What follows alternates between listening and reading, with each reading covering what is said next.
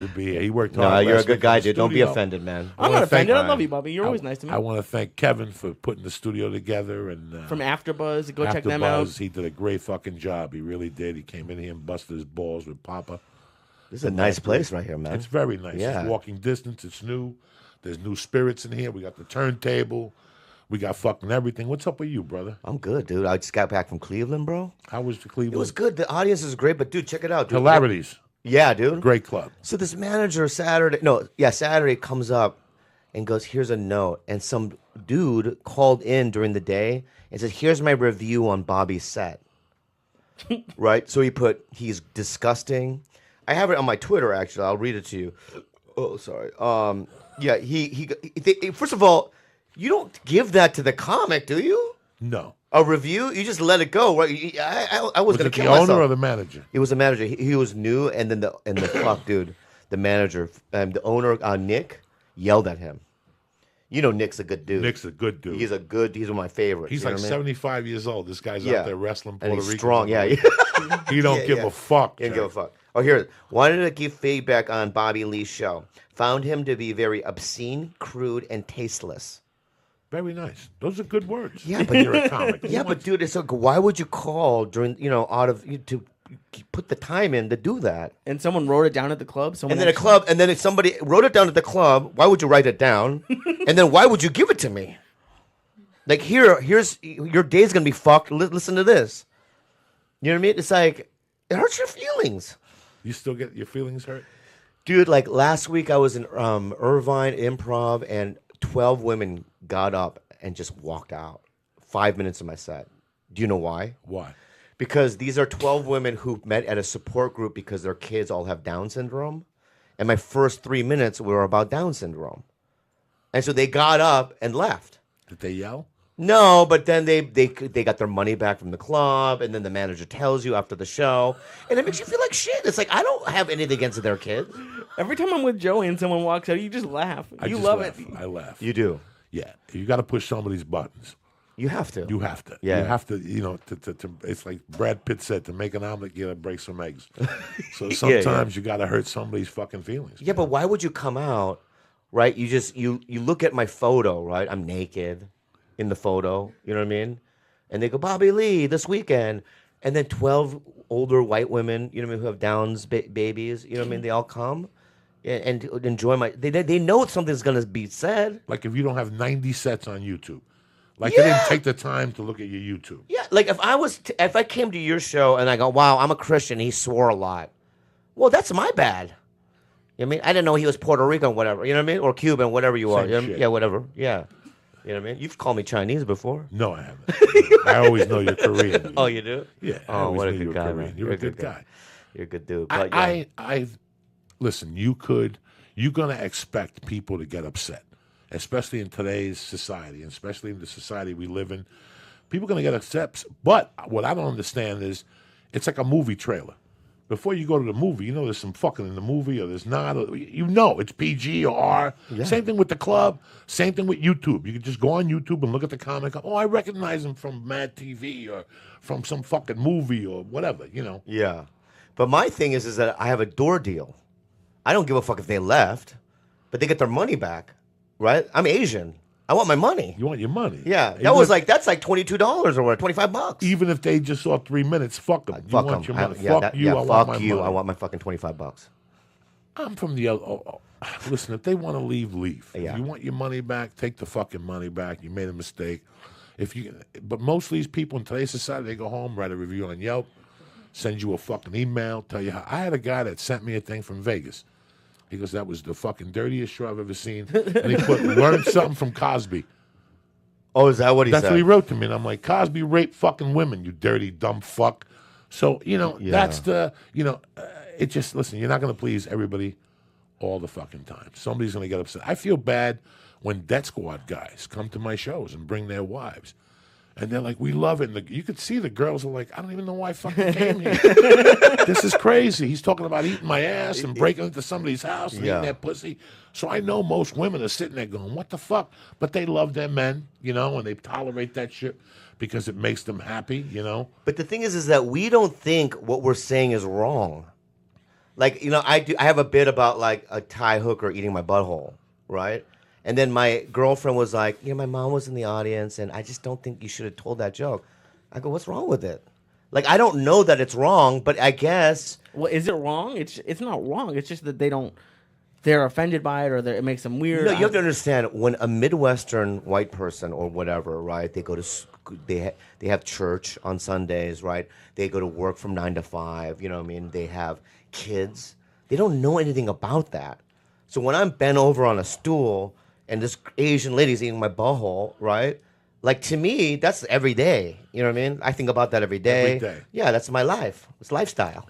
You know what I mean? But to them, it's like, oh, shocking. You know what I mean? There's no man in What? America that doesn't want his butthole eaten.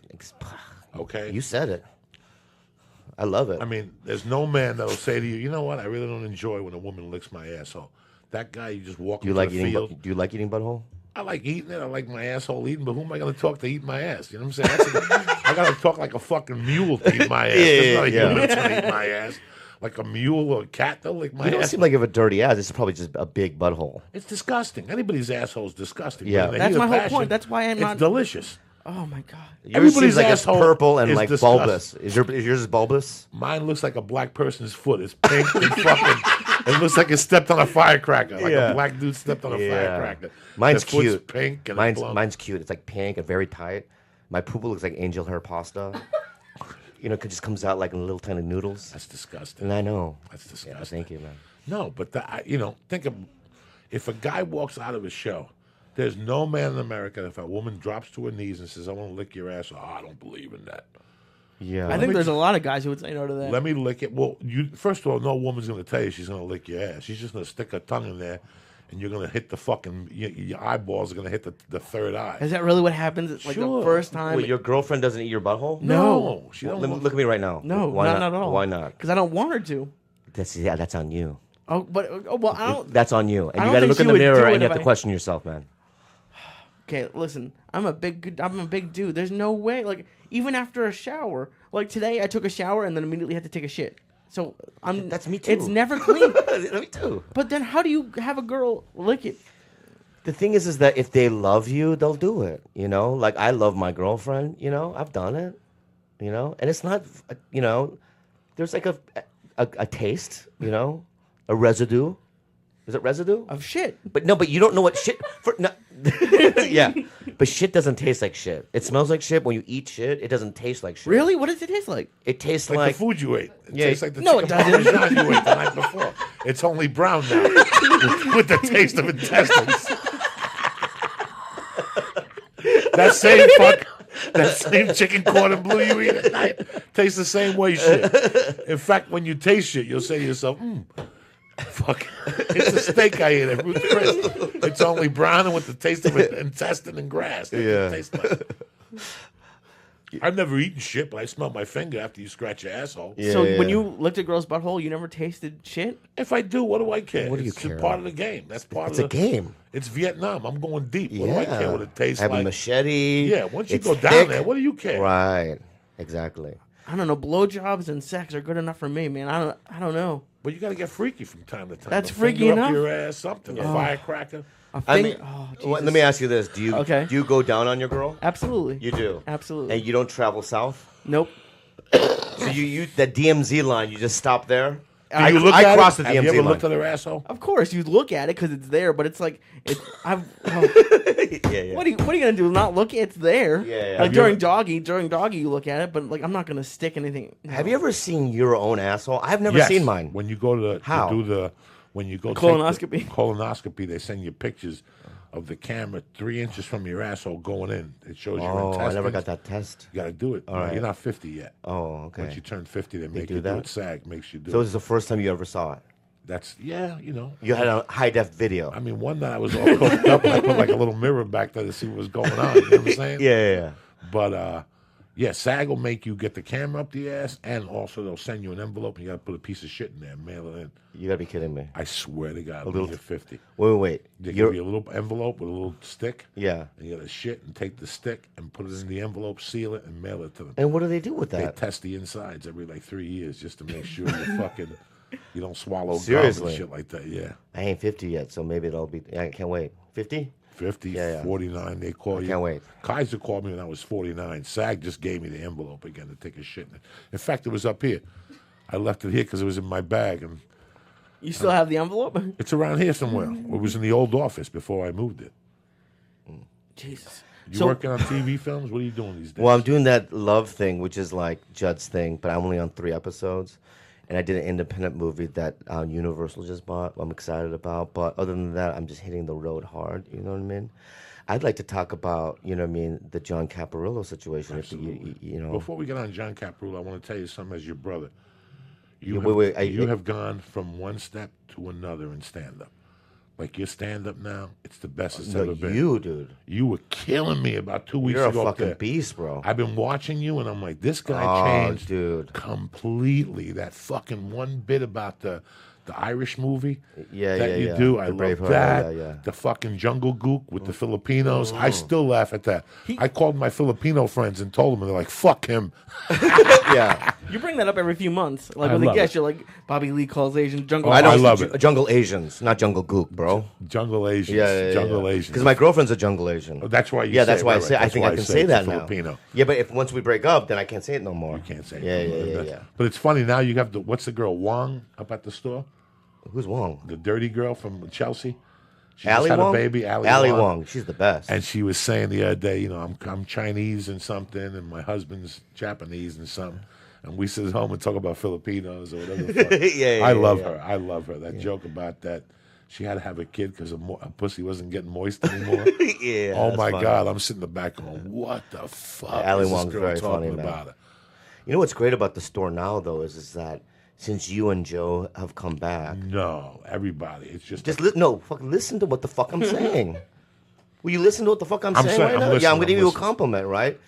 But you have to understand, you came with the new changes, right? Because I've been there since the dark ages. I never left, right? So I've seen it, grow. I've seen it destroyed, and it's better now than it's ever been.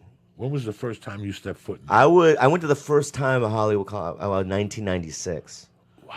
Yeah, and I was young. I was a kid. I was scared, and I did a belly room show, and I got a couple of laughs, and I called my mom. Like, I'm gonna make it. I remember Dante being there. Dante, the comic. He was White on. Dante, Yeah. white comic. And he goes, "You did a good job." Fuck Dante, and I'm never gonna talk to that guy again. Okay. He fucked me. I'm gonna talk about that later. Okay, but aside from that, so I was in '96, and then I moved up here in '98, and I got a doorman job, and it was rough, bro. For 2 years of just struggling. It was like, I remember one time I was sleeping out of my truck because I was like between places to live, and Jimmy Schubert during the day knocked on my window. I was sleeping in my truck, and he goes, "Hey kid, you hungry?" I go, "Yeah, I'm gonna buy a sandwich." Jimmy Schubert walked me down the street to Greenblatt's, and he bought me a sandwich, and I'll never fucking forget it. It's that kind of fucking shit that I never forget, man. Dice did that too a couple of times, and that's why, people don't like Mencia, and I understand why. But he was very good to you. But Carlos was very good to you, he yeah. bought me a fucking car. Like, I didn't do anything. I was his opener, and he goes, "Hey, dude, here's a car." You know what I mean? It wasn't new. It was his girlfriend's sister's car. But still, it's like, they didn't have to do that. You know what I mean? So it's like, I have had that relationship with Carlos. You know what I mean? But the whole time when I was opening for him, yes, you saw that he lifted bits. You know what I mean? But I would defend him because of the fact that he did so much for me. I was so poor. And the agent that I have now is because of Carlos. I'm still with Matt, and it's like, I am loyal, and when that shit went down, I was divided because I love Joe Rogan. Joe Rogan and I are very good friends. I love him. I'm friends. I've been to his house. I love the guy. He's a great guy. But I was caught in the fucking middle of this fucking war. It was the worst 2 years of my life, seriously. Because when that video came out that Joe exposed Carlos with the Bill Cosby thing, do you remember that? Yeah, you looked very uncomfortable. Yeah, I was in that video. Yeah. So then you know what he did? Carlos made me do a rebuttal video. So because I remember Mad TV was right next to Mind of Mencia. And it was during the last couple of years of Mad, and he caught me on set, right? His brother and Albert, they sat me down and they go, "You're gonna do this rebuttal video that he doesn't steal." And then when that went out, oh my God, I had death threats for a year. From comics, "I'm gonna fucking kill you. You're never gonna work again." I mean, it was crazy, dude. So it was a really fucking difficult time, dude. I'll tell you, I met Carlos in the summer of '94 on the HBO Latino Loco Slam tour. Yeah. Okay, I had fucking 8 minutes of material, and I got picked to open for him to do 5 minutes. I'll never forget that night because I had the kid who gave me a ride brought his girl. He was from Brooklyn. Like, you know all the movies you see from Brooklyn? Mm-hmm. Like, he was from Brooklyn. And the girl he brought from Brooklyn was from Brooklyn. And he would tell her, "Shut the fuck up and sing." Just in the middle of nothing? In the middle of nothing. We were driving. And he would go, "Coco, this is Janice. Say hello to Coco." And then we get in the car and he's like, "Where we going?" "Denver, to this place." And on the way, she would say, "I love the mountain. Shut the fuck up and sing. I told you to sing." And she would sing. She would sing like a disco song. "There you are." And he would tell her, "Shut up, bitch. Keep talking." Wow. Then she would sing for 2. Then she would say something again. He'd go, "What'd I just tell you? Sing a fucking song. She wants to be a singer, Coco." And she would sing in the car on the way there. It was fucking horrible. The girl was horrible. He kept telling her, "Don't worry, I'm going to make calls for you. I'm going to make you a star. Just keep fucking singing." What were you doing as she was singing? Just sitting in the back? Dying in the back, just dying. But I took Carlos's number, and I called him after that, and he was very good to me. When I got to the store, Carlos was one of the ones that made a call for me to be a regular at the store. Mm-hmm. So I, too, was in the middle of that. You know, I knew Carlos for the longest time. Yeah. You know? Well, I mean, it can't. What are you doing? That was his number then. Oh yeah. 666. Yeah. That's how long Wow. I've known Carlos for. I still remember his number in my head. I used to call him up and ask him for help. I knew Carlos, and I was in the same fucking position in a way. I felt bad. Remember we were in the Latino Laugh Festival, you and I, in San Antonio. We had no money. No money. You and I had no money. And his manager took us out. Yes. Where is he? Worthy Patterson. Yeah, he's still around. Is he around? Yeah, his kids are grown and stuff. I think he works for another bigger management firm. I don't know how well he's doing, but yeah, Worthy bought us meals because we couldn't eat. Couldn't eat. Do you believe that shit? It's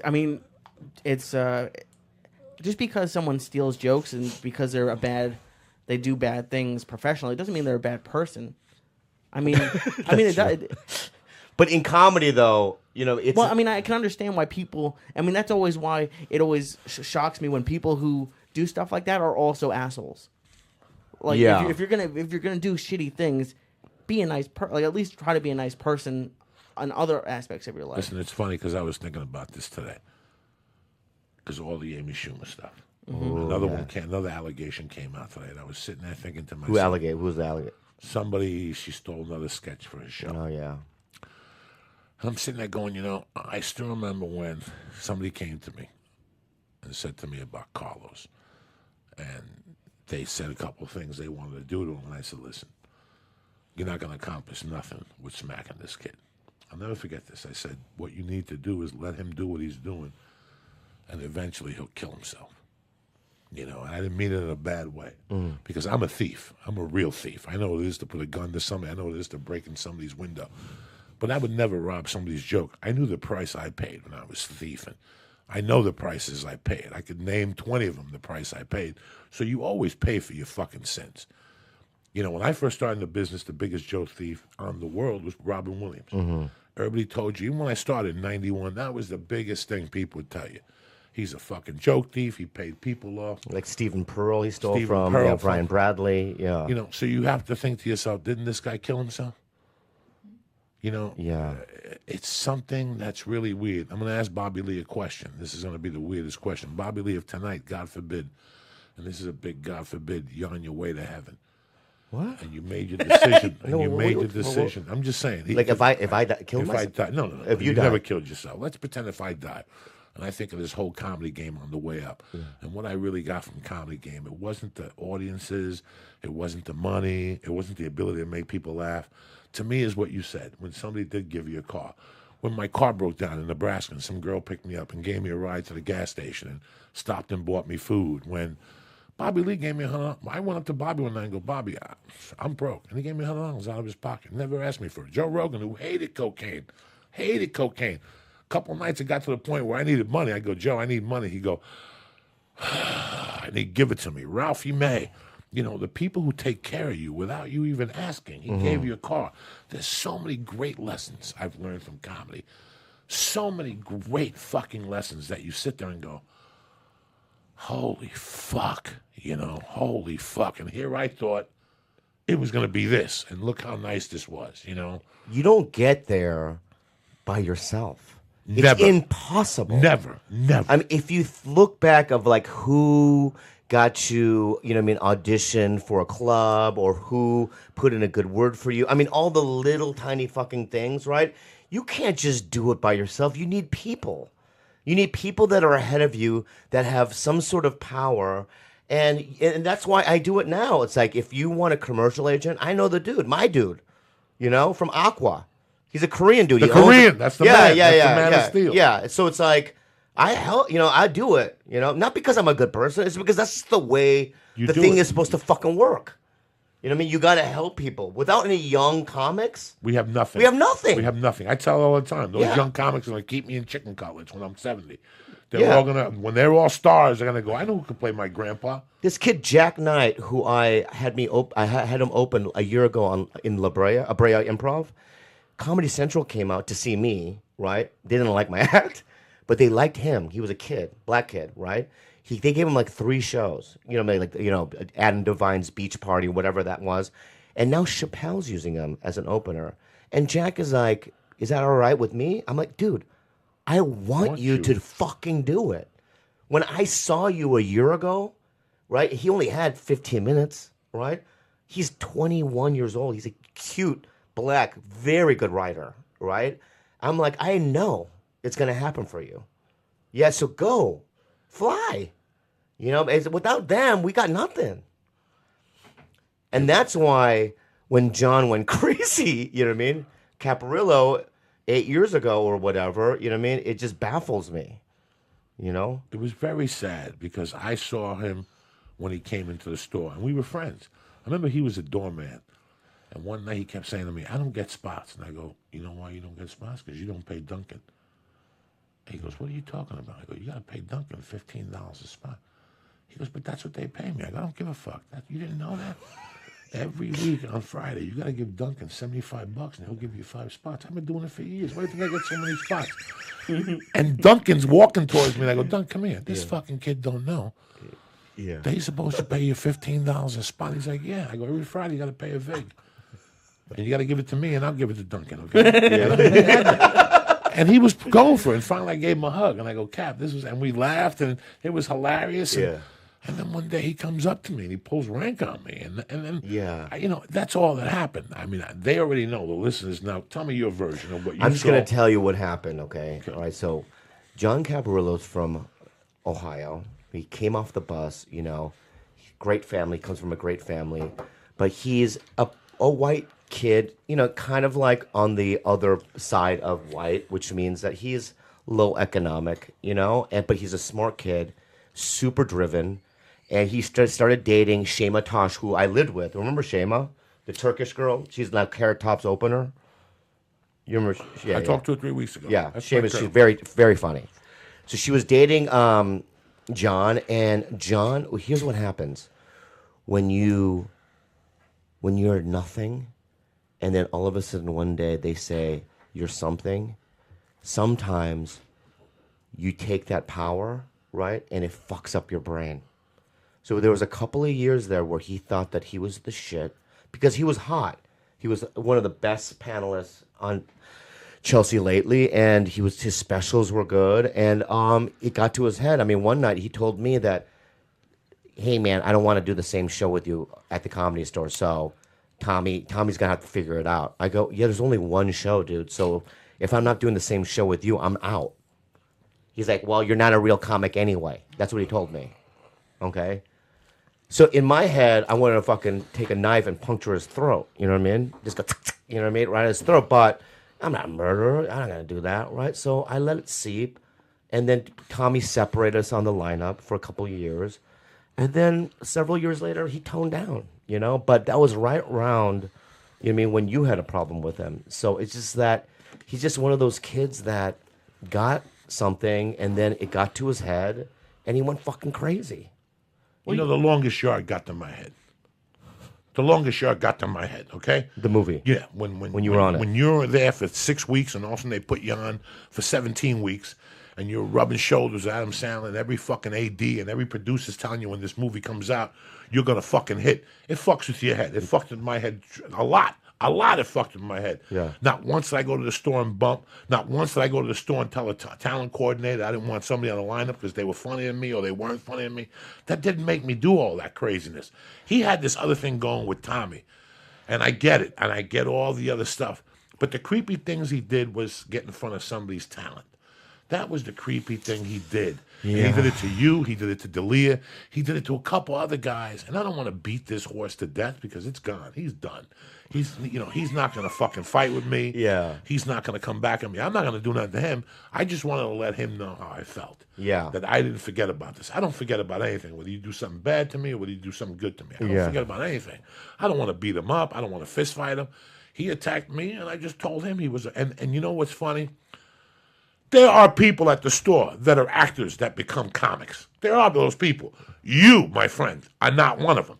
You are not one of them. You were a comedian first. You banged it out with us first. Yeah. I remember your little brother coming to the show. Yeah. You banged it out first. You gained the acceptance of your father. This was big for you. You're not some white dude from Orange County. You got to go home and tell your dad, I want to be a fucking comedian. He looked at you and goes, what? Are you fucking retarded? Yeah. Get to go make some kimchi or whatever the fuck you're going to do. But you refuse. You know what I'm saying? Yeah. I mean, this was big for you. This was big for a lot. He just did some things that, whatever, you're in a bad state of mind. Do I forgive him? I'm done. I don't really give a fuck. Like I told you, man, those people ice themselves. When you do that type of shit, if you don't pay the piper, it starts fucking with your head later on. I know in life, I've paid the fucking pipe. I paid for my sins heavily. Man, when I used to be a thief, my life, I was snorting coke and getting my dick sucked. But let's look at what really was going on inside. I was living on people's couches. I had no life. I was broken inside. So, bro, you pay for all that shit. I felt bad when I was using. I gave you so many drugs. I don't give a fuck. Do you remember that, though? Fuck yeah. I used to give you just piles of pills and stuff, and I just feel so bad. I'm 14 years sober now, but back in the day, dude, I remember seeing Diaz, and I had to get out my briefcase and pull it out. You know what I mean? I was a medicine man back then, man. Remember that? You used to sleep in your bathtub and shit? Yeah. I used to sleep in the bathtub because of the sleep apnea and leave the hot water on all night and just sleep in the tub and let the water hit me so I could breathe. And you would be able to sleep with the water on? Oh, I love sleeping with water on. With a fire. I get a pillow and put a garbage bag on it. Is this a relapse? Because I've been 14 years sober. I'm fine with it, but this is. Open I'm the door. No, don't look at over. No, open the door. Open the door. No. It's fine. It's already happened. I didn't mean it's to do dissipated. this. No, it's fine. It's fine. You know what I mean? I'm not buzzed. I'm fine. But can you get high like that though? Maybe with his stuff, but not. I think you'll be fine. All right. But how? Is it hard? Because you could both have had pretty great careers. Like, I know you're not done, but you've had good things happen to you. Is it hard not to start being like, oh, I'm gonna bump all these people at the store. I'm gonna do all that. Like, it must. Some people. Why would I want to do that? Why would I call in on a Monday? They gave me 15 fucking minutes. That's enough time. Sometimes I'll do 20. And then I'm out. Why would I? They'll give me my spot. I called in today. They're gonna give me a spot pretty much every night. If there's one night they might not, but that's fine. And I'll just do it, and that's it. Why would I go mysteriously, unannounced, and then go up to a kid, who's struggling, and go, by the way, me and Joey are gonna bump you, and you're not gonna go on for another hour. Why would I do that? I think it's the same. You could say the same thing. Like, why do these bankers defraud people? You could make the argument that it's just never enough for some people. There's never enough money. There's never enough stage time. Yeah. But also I think the comedy stores run in a way that you can't do that anymore, really. I mean, the guy, I'll tell you who can bump. And it's only a handful. Louis C.K., Chris Rock, Dave Chappelle, Bill Burr, maybe Sarah Silverman because she's who she is. And she'll only do 10 minutes anyway. You know what I mean? But that's pretty much it. And I have no problem with that. Yeah, me either. I have no problem. Rogan can do it. I have no problem with that, and he won't now. He won't do it, but he could. But if Bill has come up to me, Burr, and Chappelle or whatever, and they said, "Hey, can I go up before you?" Yes. Yes, absolutely. But I don't care, because it's not like what they used to do in the '90s when Eddie Griffin used to do 3 hours. Do you remember that shit? Oh my God. 3 hours. Andrew? Dice would do 3 hours. So now that would mean that if you had a 9:45 spot, you're not getting up. You would literally see Dice's car pull up, And you would just leave. or but not just leave. You would scream, right, and throw something. Fuck, you know what I mean? And then you would get in the car and then leave because you had no spot, no money. And you wanted that $15. That Needed the $15. $15. You counted on that 15. They wouldn't give it to you if you got bumped? No, No, because they wanted you to stay and wait. Yeah. So unless you stayed and wait 2.5 hours. I mean, Eddie Griffin would go on at 10 and stay on till fucking 10 to 2. And then Saying go, what? I left you a little something. Yeah. What would he say for 3 hours? He would talk about no for an idea. hour how he was Jesus one night. For 2 hours, he was trying to convince the room that he was literally Jesus Christ. And it wasn't jokes. I'm Jesus. And that's it. I'll tell you why. You know what I mean? It's like, what? And they would let that, happen. And that's why industry never came. That's why the real credible comics never wanted to play there. But now everyone plays there because it's run fairly. And it's the best room in LA. It's right? By far. By far. By far. Like when Flappers, check this out.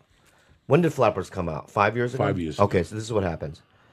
I get the call from the lady. What's her lady's name? Barbara. Barbara, right? She calls me, goes, "Hi," left a message. "Hi, I'm Barbara. I'm opening up a comedy club called Flappers. And I remember you from back in the day, you know what I mean, from my visits at the Comedy Store. And I would like you to perform at my room." I called her immediately, and I said, "I'd love to do it. So you have weekends?" She goes, "Well, you're not a weekend guy." I go, "Excuse me?" "Yeah, I'm having Jimmy Dore and, these names on it. And Avi Lieberman, they're the headliners, and they're doing the weekends. You're more of a Tuesday call-in, you know what I mean?"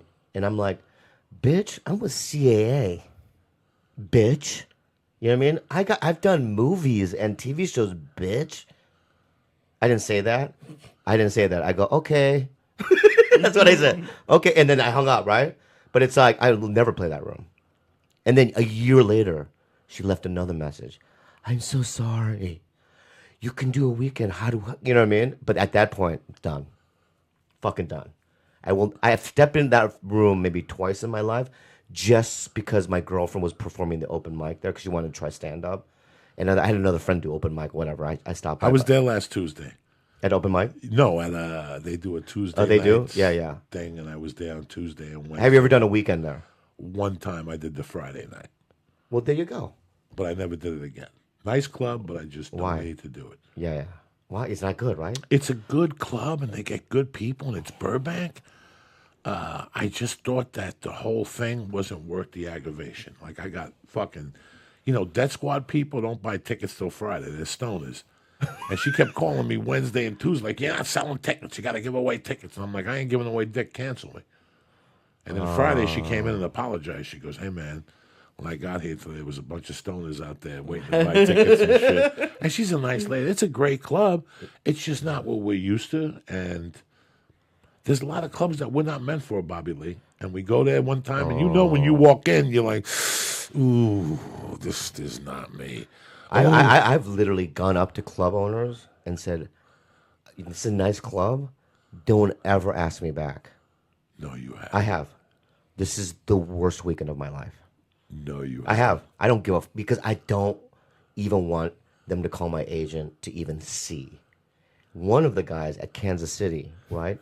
He was a Christian. The right? wig or the club? Improv club. Improv. Oh. Right? He's a Christian. And when I told him that, he goes, "Can you get on your knees and pray with me?" I go, "What?"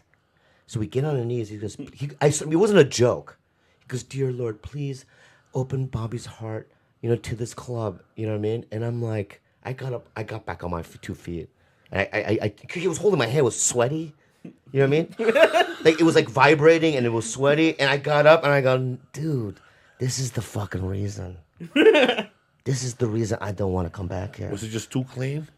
It's just one show, a lady stood up, and I didn't even know what this word meant. I had to Google it. She goes, heathen. Never heard it before in my life.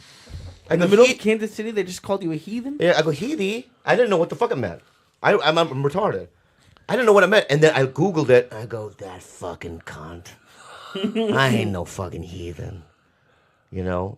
And as soon as that happened, I go, never come to this fucking place again. Was the food good? Was the club good? Yeah, the food hotel good. was Yeah, good? the hotel was good. Yeah. And you just didn't like the club? You know, dude, it's like if it's a lot of white people, like 99.9% white, I generally can't play it. Do you know why? Why? Because of a cultural connection.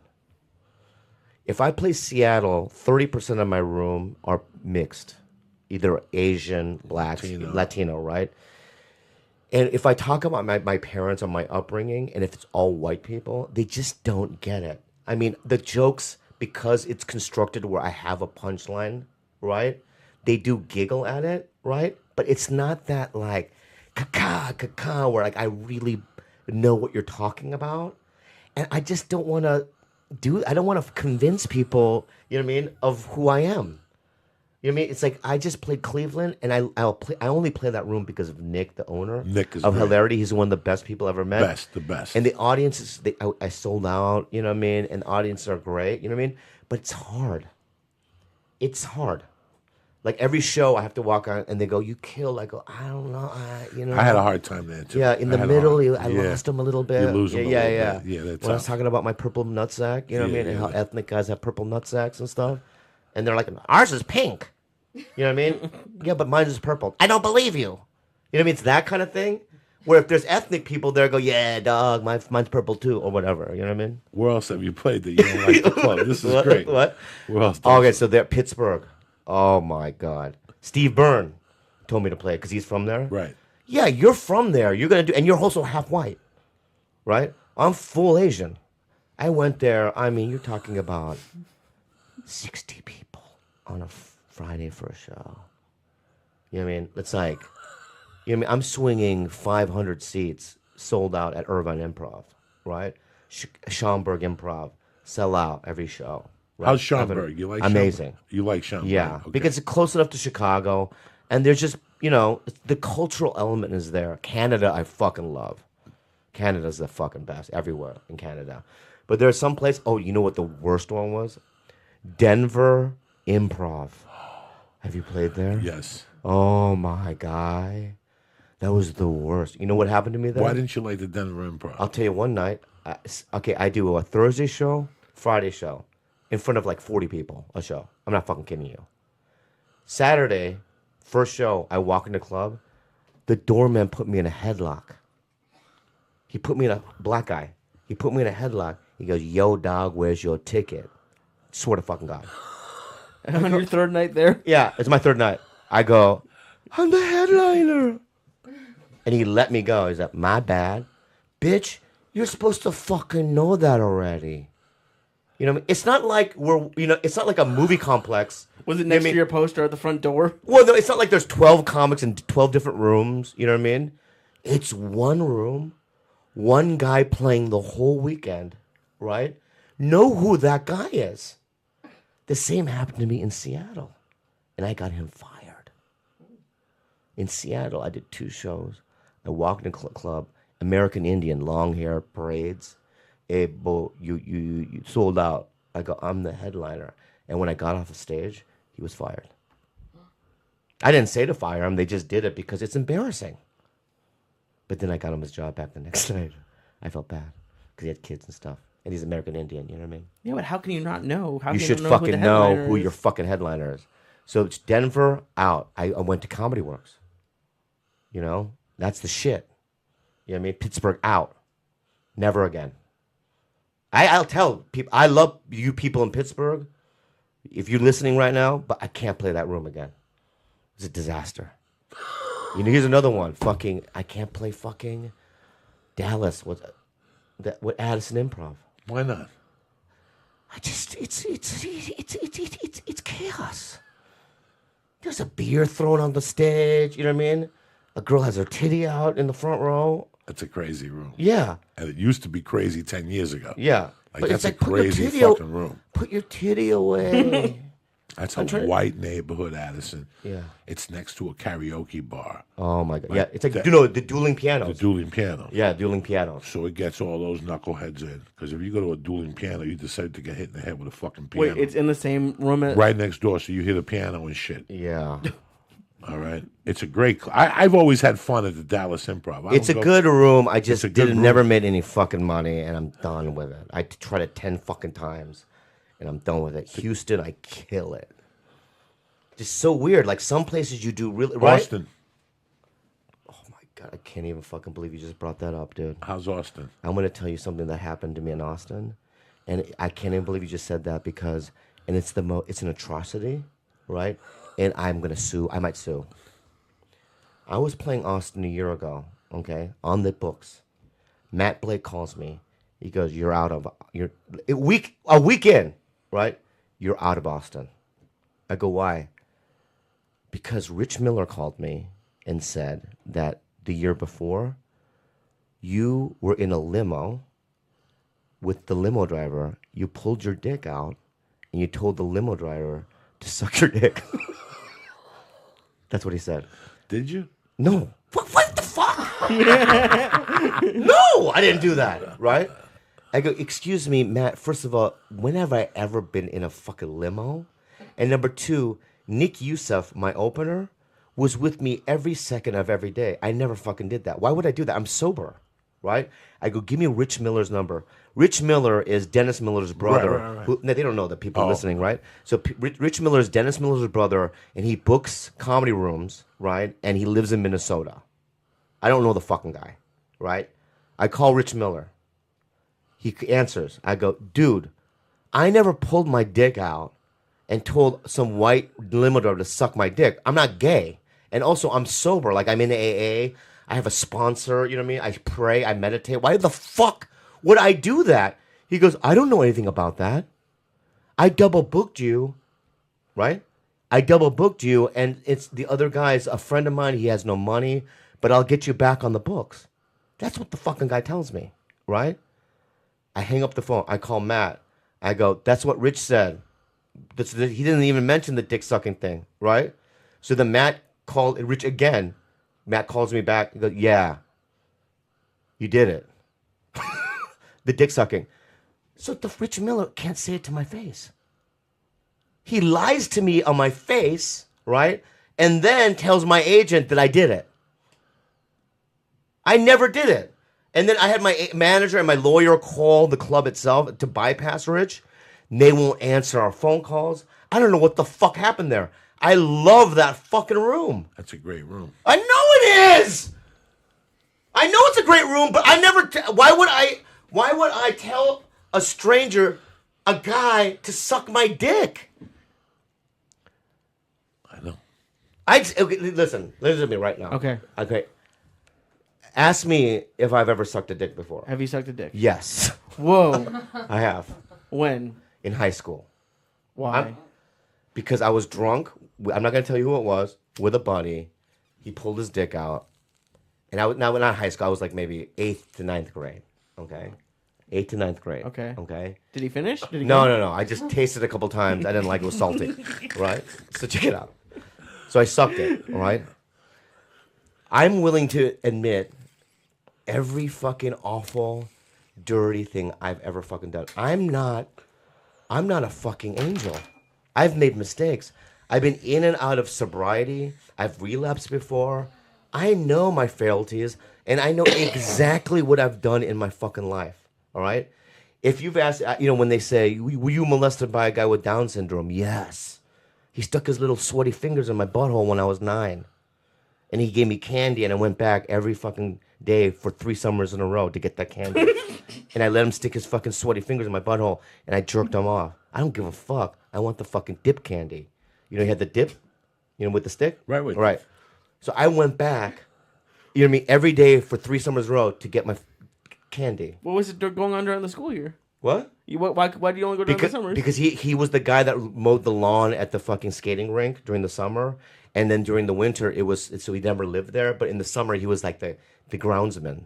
right? So it was only in the summer. And he lived in the shack there, right? And he had this candy on the rafters. I'm just telling you this right now because of the fact that it's a dark thing, but it's like I'll admit to it, all right? Well, I've told my parents every dirty thing I've ever fucking done. And I've done many, all right? And I've apologized for bad things, but I never pulled my dick out to a limo driver and tell him to suck my dick. That never fucking happened. And then I'm banned from a room, and then I wanted to sue, and then my agent's like, I do business with them, with my other clients. He was with CAA, so I like, can you not? I mean, I'll back you up. So I let it go. But I'm telling you right now, Rich Miller, I never fucking did that shit, and you should be fucking ashamed of yourself. Okay? People, hey, listen, in 98, I went to Florida. 97, summer of 97, I went to West Palm Beach when it was the O Club. I got there Wednesday. I headlined Wednesday, headlined Thursday, and then Friday, Saturday, the black chick from Night Court was headlining. Marshall Warfield. This is before she died. I love you. And this is before she died. And that Saturday... She died? I think she died. I don't know. And that Saturday, that Friday, I mean, I had people in Miami, and I bought blow in Miami that Friday. And then that Thursday, I got high. But that Saturday, I was talking to the waitress, and the waitress comes over to me, and I go, hey, man, can you get some blow? And she goes, yeah. So I go, how much? 90, whatever. I give her the money. 20 minutes later, the club manager comes in. He goes, hey, man, don't ever ask my waitress for blow again. I mean, she had given it to me already. Yeah. He goes, next time, come to me. That's not where I thought you were going with it. Yeah. I go, I didn't know. Nobody fucking sent me the memo. Next time I'll go to you. Yeah. Okay. That Sunday night, whoever the club owner was, I don't need to mention his name, I do the early show at 7. The fucking show finishes at 8:30. Do you know at 11 o'clock I still wasn't paid? Because he was doing blow in the green room with whoever the fuck, one of the other headliners. And I could even smell the freebasing. Okay? I bought the gram of Coke. I got high. I didn't get high at the club. I didn't hit on any of the waitresses. I got high at my cousin's. Friday, whatever. Saturday, I got high in the hotel. The condo was so bad. The condo didn't even have a shower curtain. I mean, I had to stay with my cousin. The point of the story is I came home, and 3 months later, some headliner comes up to me and goes, hey, man, what'd you do in West Palm Beach? That owner hates you. He says you were doing fucking blow. Okay, the owner was doing blow on Saturday and Sunday fucking night in the green room with the other comic that was at the... Because they had Davey and they had whatever. Doesn't really matter who the fuck it was, but it's amazing how people will say shit, and it depends how we take it. I was very insulted, and I saw him after that. I never talked to him again. Ever since then, things have changed, and now when I see him, he's my best friend, and he wants to talk, and you're doing great. But it's fucking crazy. Yeah. I was at the store one night in the very beginning, 97, and I went to the door guy, and I asked him for blow. And I gave him $100, and he gave me 6 20s for 100. So I had 6 20s. I think I had an audition the next morning. I was going to do 2 of them. I had 4 of them that I would have given away. You know what I'm saying? Yeah. I do a couple bumps. A comic comes in there. Well-known comic comes in. I just met him, and he goes, hey, man, I'm fucking exhausted. I go, you want a blast? He goes, yeah. I give him 2 blasts, and I go, hey, take one of the packages. Do you know a month later, he went to a pitch meeting, and my name came up, and the guy called me a coke fiend? No. After I gave him a package. Whoa. A famous guy? Yeah, pretty much. You're not going to name him? No. Are you friends with this famous He guy now? apologized since then because I Later? hit him up. You Yeah. did? Yeah, he hit him. I would have fucking killed him. Years later, I told him. He asked me what happened. When it comes to industry, dude. Oh my God! Somebody fucks you with industry, Oh, dude. he had tears in his eyes. He did that? Oh, he had. I was going to kill him for you just now. because I was really mad when I was telling him. It hurt my feelings. I said that's what I get for dealing with fucking Gentiles, and I'll never do it again. And I learned, but it's really weird because years later, I've heard stories where people were coke fiends with people, and when they hit, they stopped talking to those people. Like, I know a lot of people that have done coke with certain celebrities. And that's why I always took never to do coke with people, because they'd stop talking to you. So that's what I learned real quick in '98. That never do blow with people. Like, I sold blow to somebody one day. Like, a well-known agent called me one day. He was at the store and we became friends. And he called me one day out of the blue, and he goes, hey, man, can you get me blow? And I said, yeah. So go meet me at El Compadre. I'm the blown. Like an hour later, he called me back that it wasn't what he wanted. And I'm like, hey, and then he never talked to me again. Like, you know what I'm saying? So it was weird. And then I heard, like, there was this guy. I knew this guy at karate on Sunset Boulevard. He was a big guy. And I used to talk to him after karate and shit. And one day, he goes, can I buy you a beer? And we went over. And I became friends with the guy, and he showed me this. This is a great story. We went back after about 3 months. One night, he goes, let's go back to my house and smoke a joint. Went back to his house. He goes, I want to show you something. And he started showing me fucking pictures of him in 1995 and 96 with a bunch of guys with blow everywhere and the beach behind them. He took pictures of blow? Like, he just showed pictures of people partying. You know, when you're doing blow and there's women and there's mirrors and there's lines on it.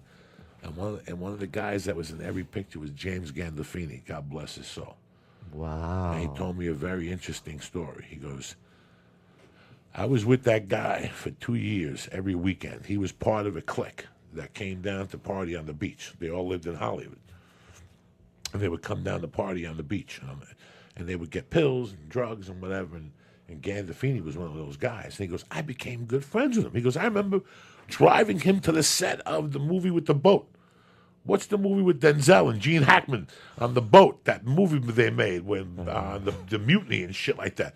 That was James Gandolfini's big. Like, James started working. He started booking like Get Shorty when Travolta beats him up. He did a bunch. So he goes, I still remember him driving him to that set. Wow. You know, like I was talking and him being hung Crimson over. Tide. Crimson Tide. And us being, what year was that? 95? 85. I'm sorry, 95. 95. And he goes, I remember him, you know, driving him and having a conversation with him. And this guy was a big Italian guy. And he goes that he remembers one weekend talking to him and him going, I'm going to New York to shoot a pilot for some mafia show. It's not going to get picked up. You know, it's not going to get picked up. Yeah. You know, he goes, I'm going to miss you guys and shit.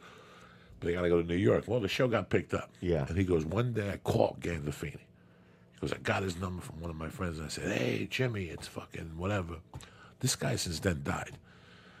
And he goes, Jimmy, it's whatever. Listen, man, the Sopranos are looking for this role. Can you help me out? He goes, bro, I love you with all my heart. He goes, that was a long time ago, man. I really can't help you. Good luck. And he hung up on him. Wow. And he goes, Gandolfini wasn't a bad guy. But he just didn't want me on the set with bad fucking habits, the same bad habits he had. Yeah. He goes, I figured that out a year later. I bumped into him. He didn't want him on the set. Jimmy told him to his face. He goes, bro, I had enough problems on my own. You know, I'm having enough hard time in New York on my own. Yeah. Every place I walk into, somebody wants to give me a Coke Rock. Now I need you to fucking come up to me and fucking hang out with me. So plus, I mean, how often do you guys get hit up by friends who you can't help everybody out?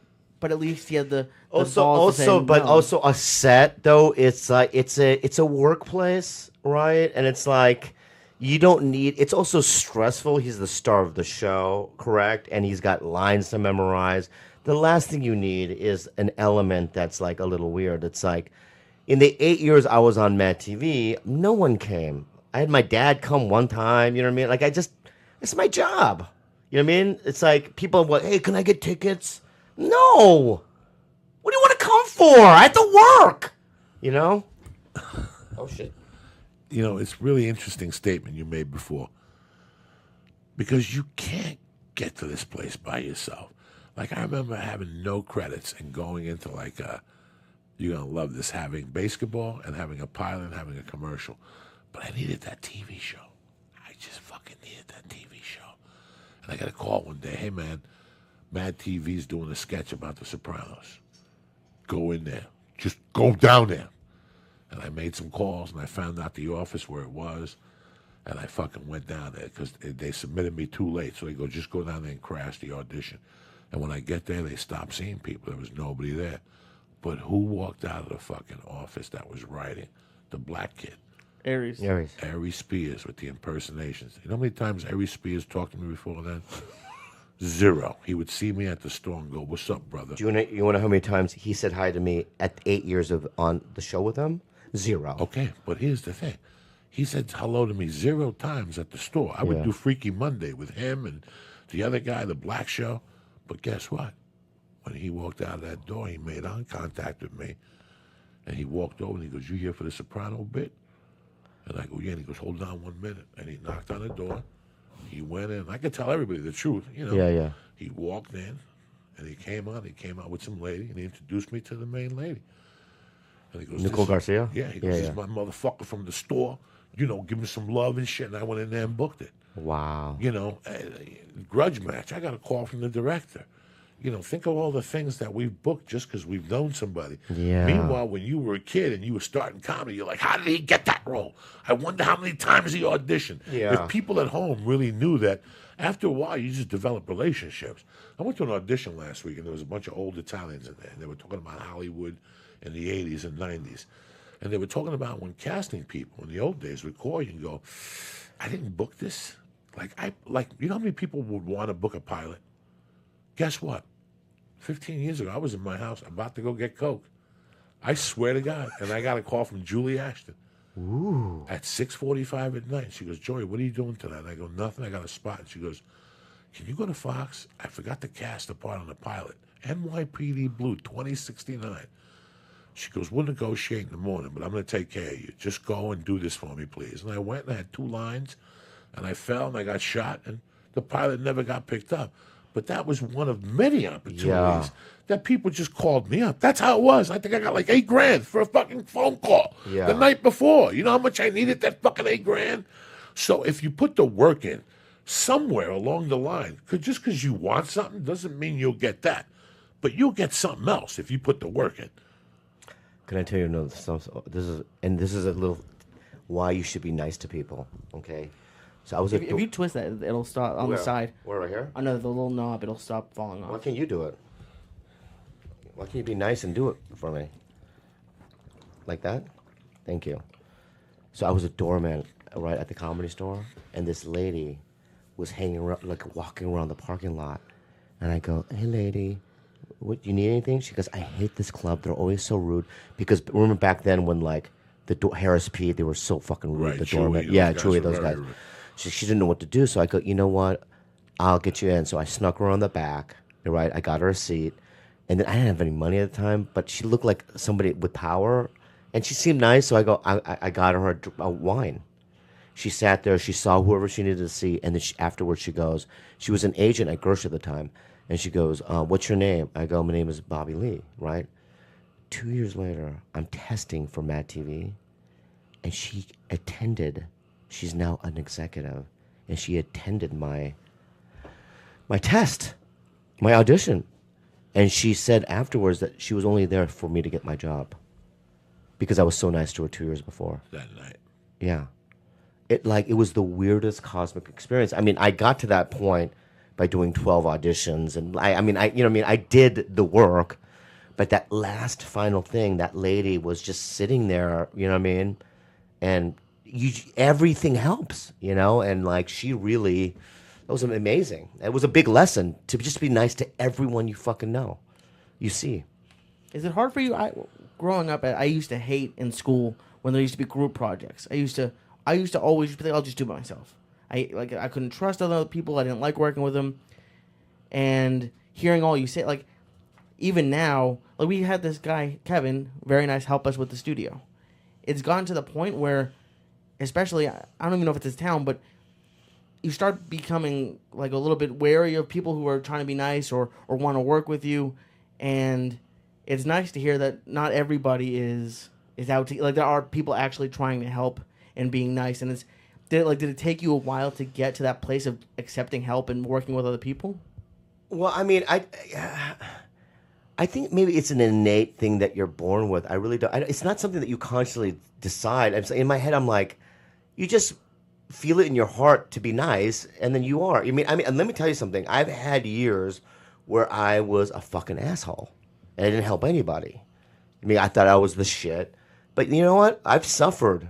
I mean, there were some years after Mad TV where I was nobody wanted me for many years.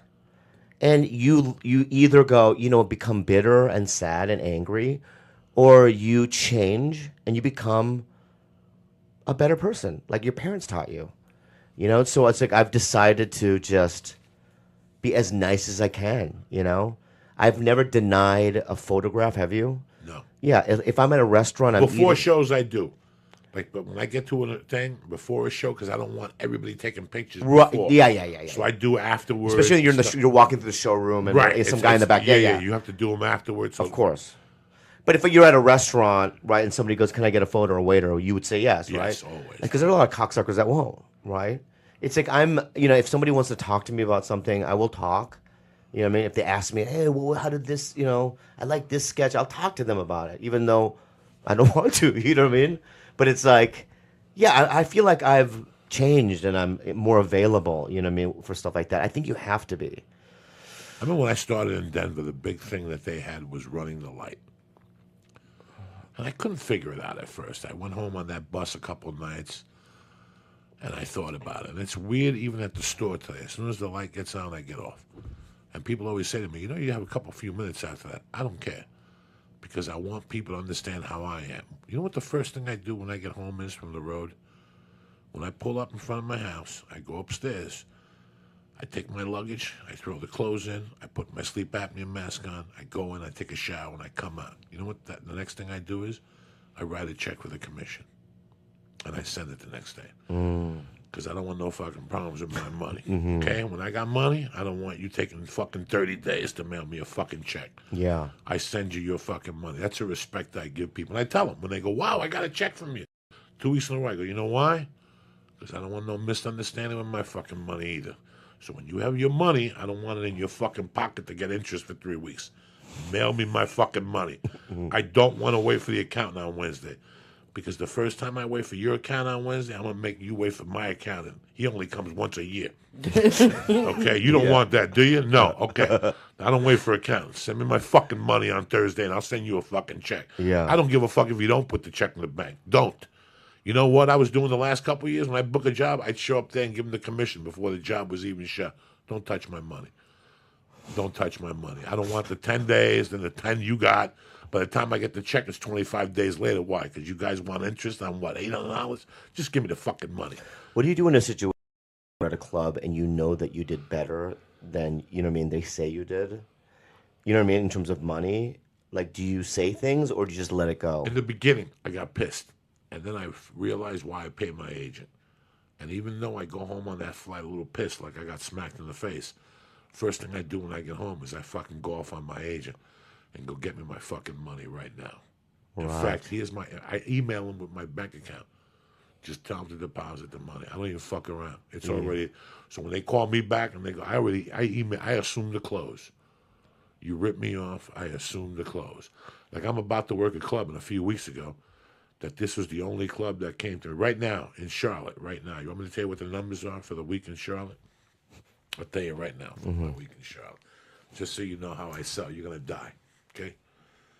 Because I got no reason to lie to anybody. Just so people go, oh, well, Joey fucking lied or whatever. This is what I have. Trash. Let's see. Where the fuck is this? Now, with my luck, it's not in this. No, it's not. Because I'll erase another thing. I got 70 for the first show, Thursday night. I got 118 or something. I got 700 tickets sold. I think 60 for the first show on Saturday. You know what the second show is on Saturday? What? 256. Amazing. Already. I always sell out Saturday late show first. That goes first. You know what? This club owner came to me and said, man, your Saturday late show's looking bad. I just let him. I didn't say nothing to him. You know me, I let him fall into his own trap. Yeah. I said, really? I go, what are you talking about? He goes, you've only got like 30 tickets sold for the last show. He goes, so I had to do a Groupon, 2 for 1. But don't worry, it'll be packed tomorrow night. And I looked him straight in the face and I said, I'm sure it will be. And this guy thought he had me till Monday. And I fucking called the higher ups. I called everybody and go, because I got all those emails. I got those emails. I sent them to the fucking office. And I said, listen, this guy's not getting away with this. And sure enough, there was a mistake. Because there always is. Yeah, I'm cowardly when it comes to that. No, I just don't get in people's faces. I just let if they say, hey, and I know different, I don't say nothing because I feel like if I make a stink, that they'll never have me back there. Well, fuck it, but I'm getting my money. I don't give a fuck if you don't. I don't want to do with you. I don't listen. Why would you want to deal with me if I'm fucking you on money ever again? Give my money. I won't ever come back here again. You go fuck yourself.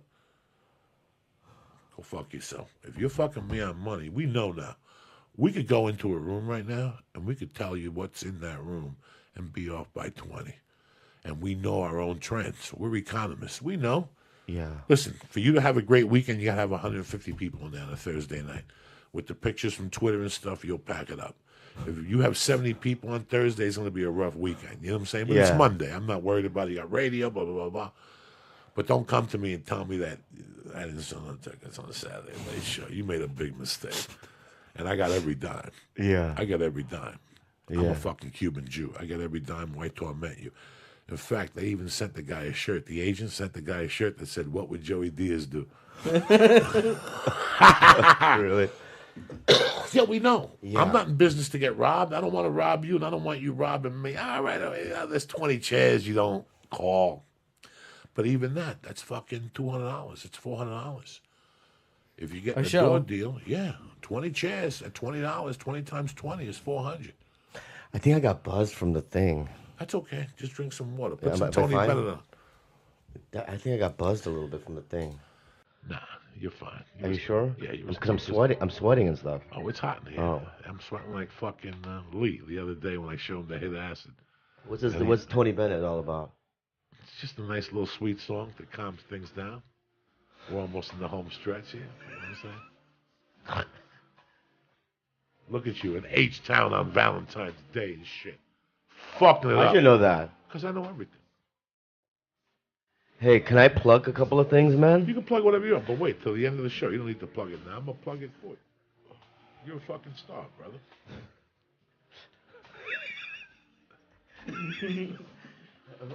What's going on? Just sitting here relaxing. Oh. Gonna smoke some more pot here. Let me open up the door, get some air in here. There's no noise up here. Oh, God almighty. So how you doing, Bobby? Yeah. Yep. Yeah. As soon as we open the door, police siren shows up. You know what I'm saying? This is a nice place, man. Very nice. I got this on the way back. I was walking with the baby, and the guy came out, and he goes, "Hey, you came in here for an office about a year ago. You still interested? We got an office opened up." So we were going to do it. I called Kevin, and I said, "Can you just come in and give us some advice in the office?" This motherfucker came in here and took over. Yeah. He started building shit. All So I this did was brick right here, they did that? Kevin did that. He hung the TV. We had the TV, obviously. Holy Kevin painted shit. everything. Kevin helped my man here, Lee, hang the cameras. It's something that you go home and you're like, why is somebody being so nice? And after being around them, I get it.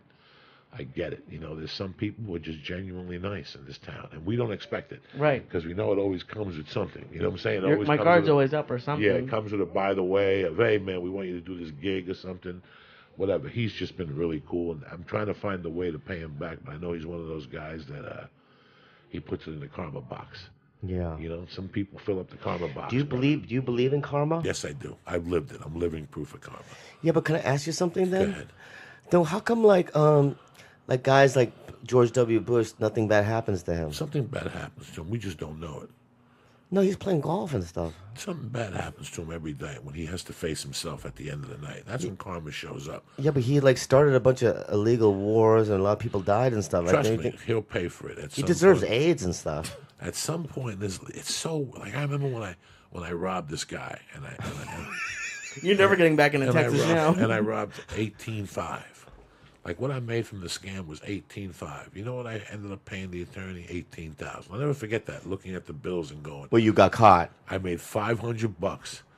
Like this is God sending me a bill. Like I made God making me realize that I made $500 for 2 years of my life. Because I know you've beaten a man with a pipe before. No, I didn't beat nobody with no pipe. You've never beaten anybody with a pipe before. No. Yeah, I think you have. No. Yeah. No. You told me one time that you beat a man with a pipe. I must have smacked him with a 2x4 or something. Not a pipe. That's a big. You difference. never like beaten a guy to almost death with a pipe before? No. Yes, you have. No, I haven't. You got the wrong guy. Yeah, you're the wrong guy? Yeah. You've never violently attacked anybody before? Not with a pipe. No, with what? I got into fights. Some guy jumped me and he had a 2x4 and I took it from him, hit him with it one time. Yeah. I hit a guy with a Heineken bottle when I was 18. He was a man, though. Yeah. He was a fucking man, He was a Yeah. real fucking man. He had another friend who was a man and we were scared. But you've never taken a pipe out of your car and beaten a man with it. I remember taking a pipe out. Like, remember down in La Jolla when those guys were looking for me and I threw the fucking cue ball at the car? Yeah. Do you remember? Like, I know how to get you rattled. Nobody could rattle you like me. I'll rattle your cage. Were you there that night where Joe Rogan, we went to the strip club? No. Oh, because Joe Rogan didn't talk to me for years after that. Because he was headlining, and then we went to a strip club. I thought you were there, and then there was these gang members with tattoos on their faces. I didn't know any better. I was young, and Joe goes, "Let's get out of here." And we were with other comics. I thought you were there, and I go, "No, don't be a pussy," right? Because they were like eyeing us and stuff. And then years later, I had to apologize to Joe. I go, "I know we almost died. I'm sorry." I feel funny. I got to get out of here, man. Why? What's I feel dizzy or something, man. No, you're not. I'm fine? Yeah. Have some water, mate. It was just some- Yeah, I hungry. drank it and nothing happened. Have some Red Bull. Nothing happened after the day. Have some Red Bull and some water. How's that? What I earlier I said that I sucked a guy's dick. Did I say that? Yes, you did. Okay. That's okay. Nothing wrong with that. I feel like it's been weird ever since then. No. No, which was Listen, I don't fucking worse, judge the nobody dick for or asshole? What asshole? Like when you're just licking a girl's asshole. The dick for sure. I'm not gay, dude. Yeah, but I was thinking about it the other day. Have you ever sucked a dick? No. You've never. Nope. Not even once. No. You ever think about it? But I was thinking about it a couple like last week. For girls, it just must be like hard skin. Like that's all. Like it doesn't. What? Like it doesn't taste like anything. Like if you take a Exactly. That's why you should try it. you just said it was worse than eating ass. I'm not gonna do it if it's worse than eating. Yeah, ass. because it's like there's like social implications, and it's like I don't want to be doing this. You know, you're drunk with your friend. Listen to me, man. When I was a kid, I was small. I was this Asian kid, but I had a sexual drive. But I grew up in a predominantly white neighborhood. In my high school was 99.9% white, and none of those girls wanted anything to do with me. You know, I always been always a dirty Korean. You know what I mean? My father is from. My father was a street guy. My father, during the Korean War, used to hustle. He never went to school. He was in gangs and stuff, and then he joined the Korean military. But my dad was a hoodlum, so I'm from, you know what I mean, Korean trash almost. You know what I mean? Like, you know, so it's like, and then my dad works hard, and we live in the suburbs. But I'm around all these, you know, white girls and stuff. They don't want nothing to do with me. So it's like, you know, you get drunk, you're 15, 16, and your friend pulls out his penis. You know, I did it. I made a mistake. No, you're very sexual. You were before I'm the highly show sexual. started. And I used to go to those, like, F Street in San Diego. We had those F Street bookstores. And they used to have those masturbation booths. You remember those? You sneak in, you go in the back, and the floor's sticky. It makes a sound. And are they people having live sex or? No, it's you a would movie? close the door. You close the door, and then you put, you know what I mean, dollar bills or quarters in, right? Or F Street had these tokens. You had to go to the front, Right, you get know, the give them tokens. $40, and then they give you tokens, and you put the tokens, and then there's a button. There's two buttons, like, you know what I mean, changing channels, and they were always like the puddle of cum, you know? So you have to stick your fingers in puddle of cum. was this before the internet, or why would you go there? Yeah, this is in late 80s, right? Jesus, so people was that no? But they had VCRs by then, right? Yeah, but I went to the. Yeah, one- but I was a kid. He was a kid. I was so that's the 19. I'm not whole- going to go home to my parents' house. Jesus, Yeah. What I had when I was a kid was you go in, and there was a bed in the middle. Where? 316. That was his number. Yeah. There was a bed in the middle, and there was a guy fucking like this fat chick. And then Live? Live. Then there'd be windows all around on 42nd Street. Same thing. You walked in, you locked the door, you put token in, the window would slide up.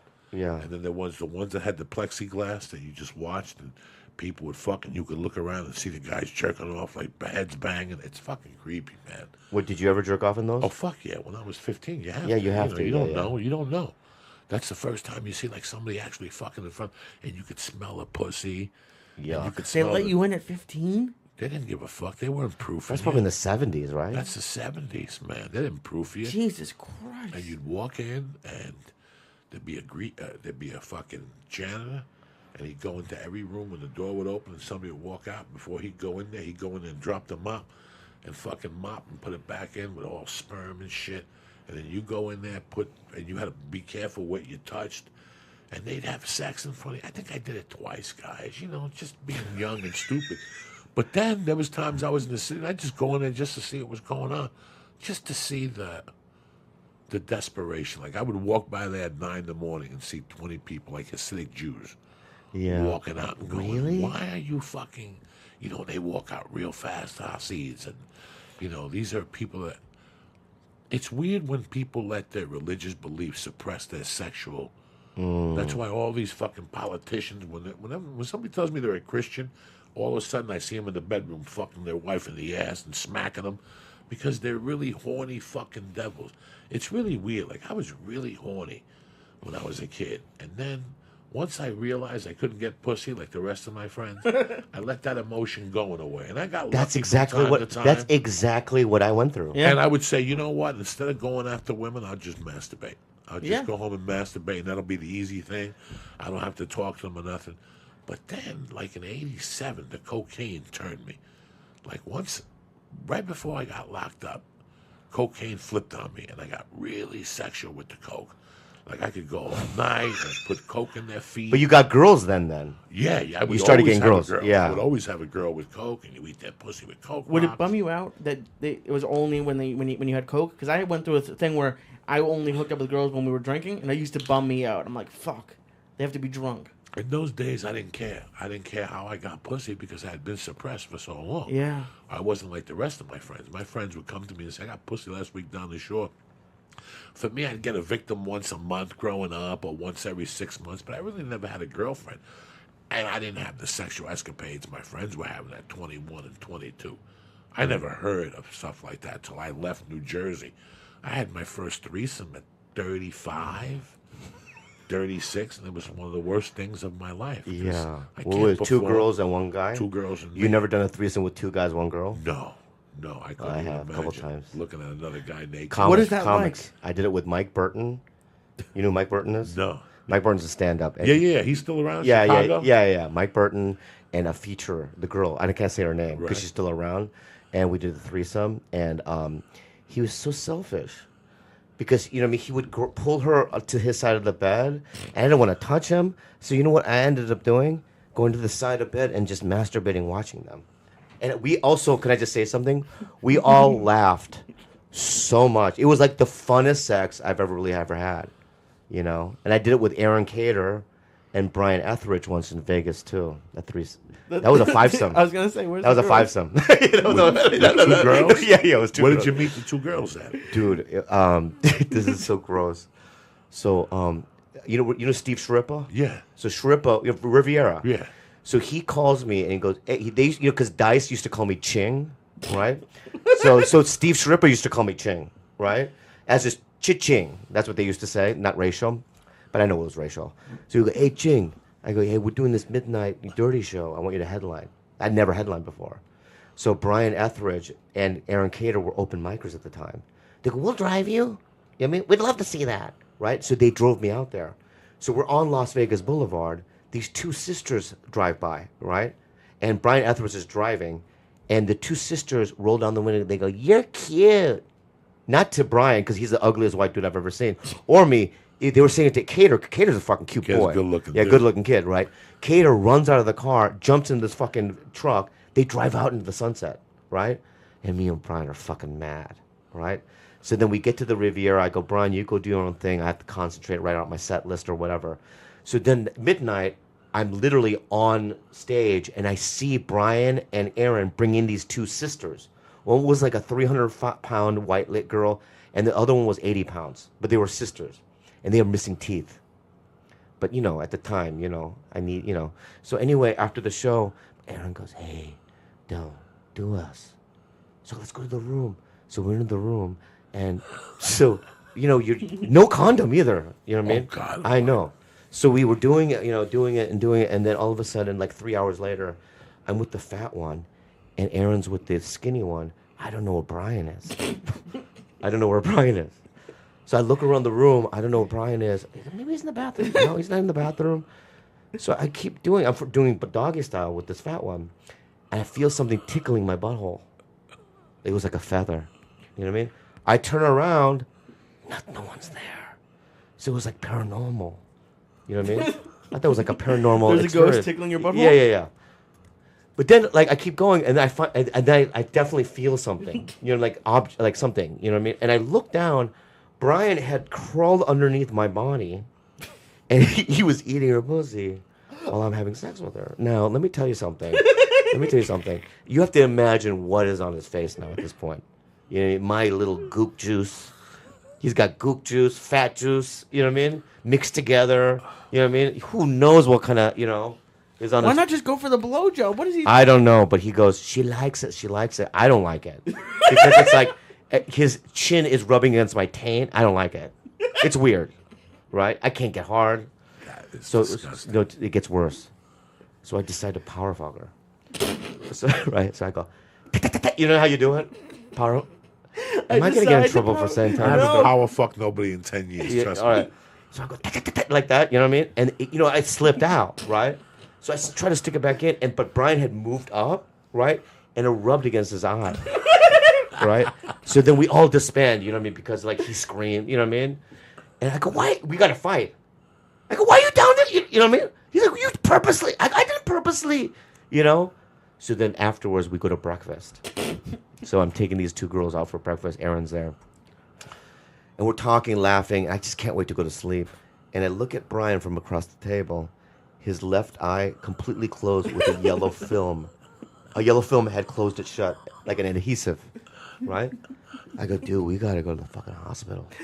He goes, no, I'm good. I go, no, you're not good. You can't fucking see out of that eye. It's like infected. It's red. It's like pulsing, you know, which is his fucking fault, right? So then we go to the fucking hospital, right? Now we no sleep, you know what I mean? It's a disaster, right?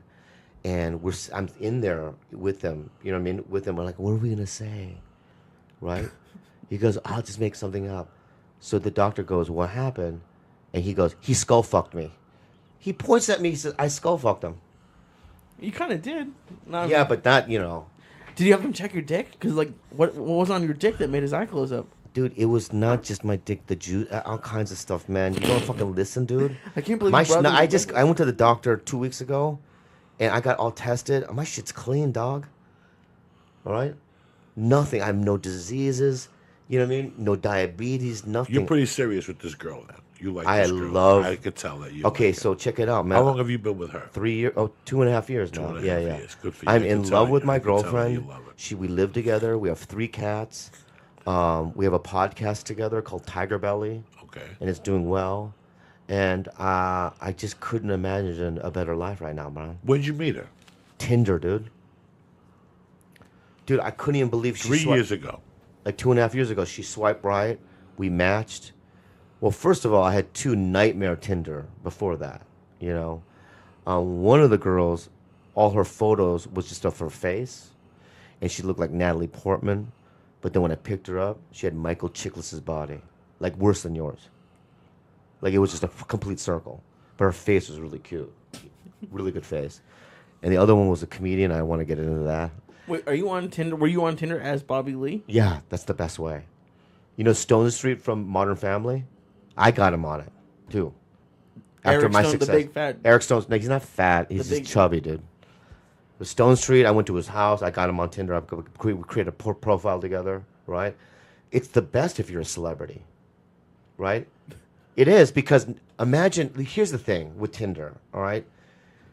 When you and I, we live our lives, we wake up, we have our routines. We go to our coffee shop, right? We have, you know what I mean, our errands. Then we do our show at the club. But you have to imagine, people, even in LA or in Long Beach or whatever, Pasadena, they have their own lives. They can't make it to the comedy club, right?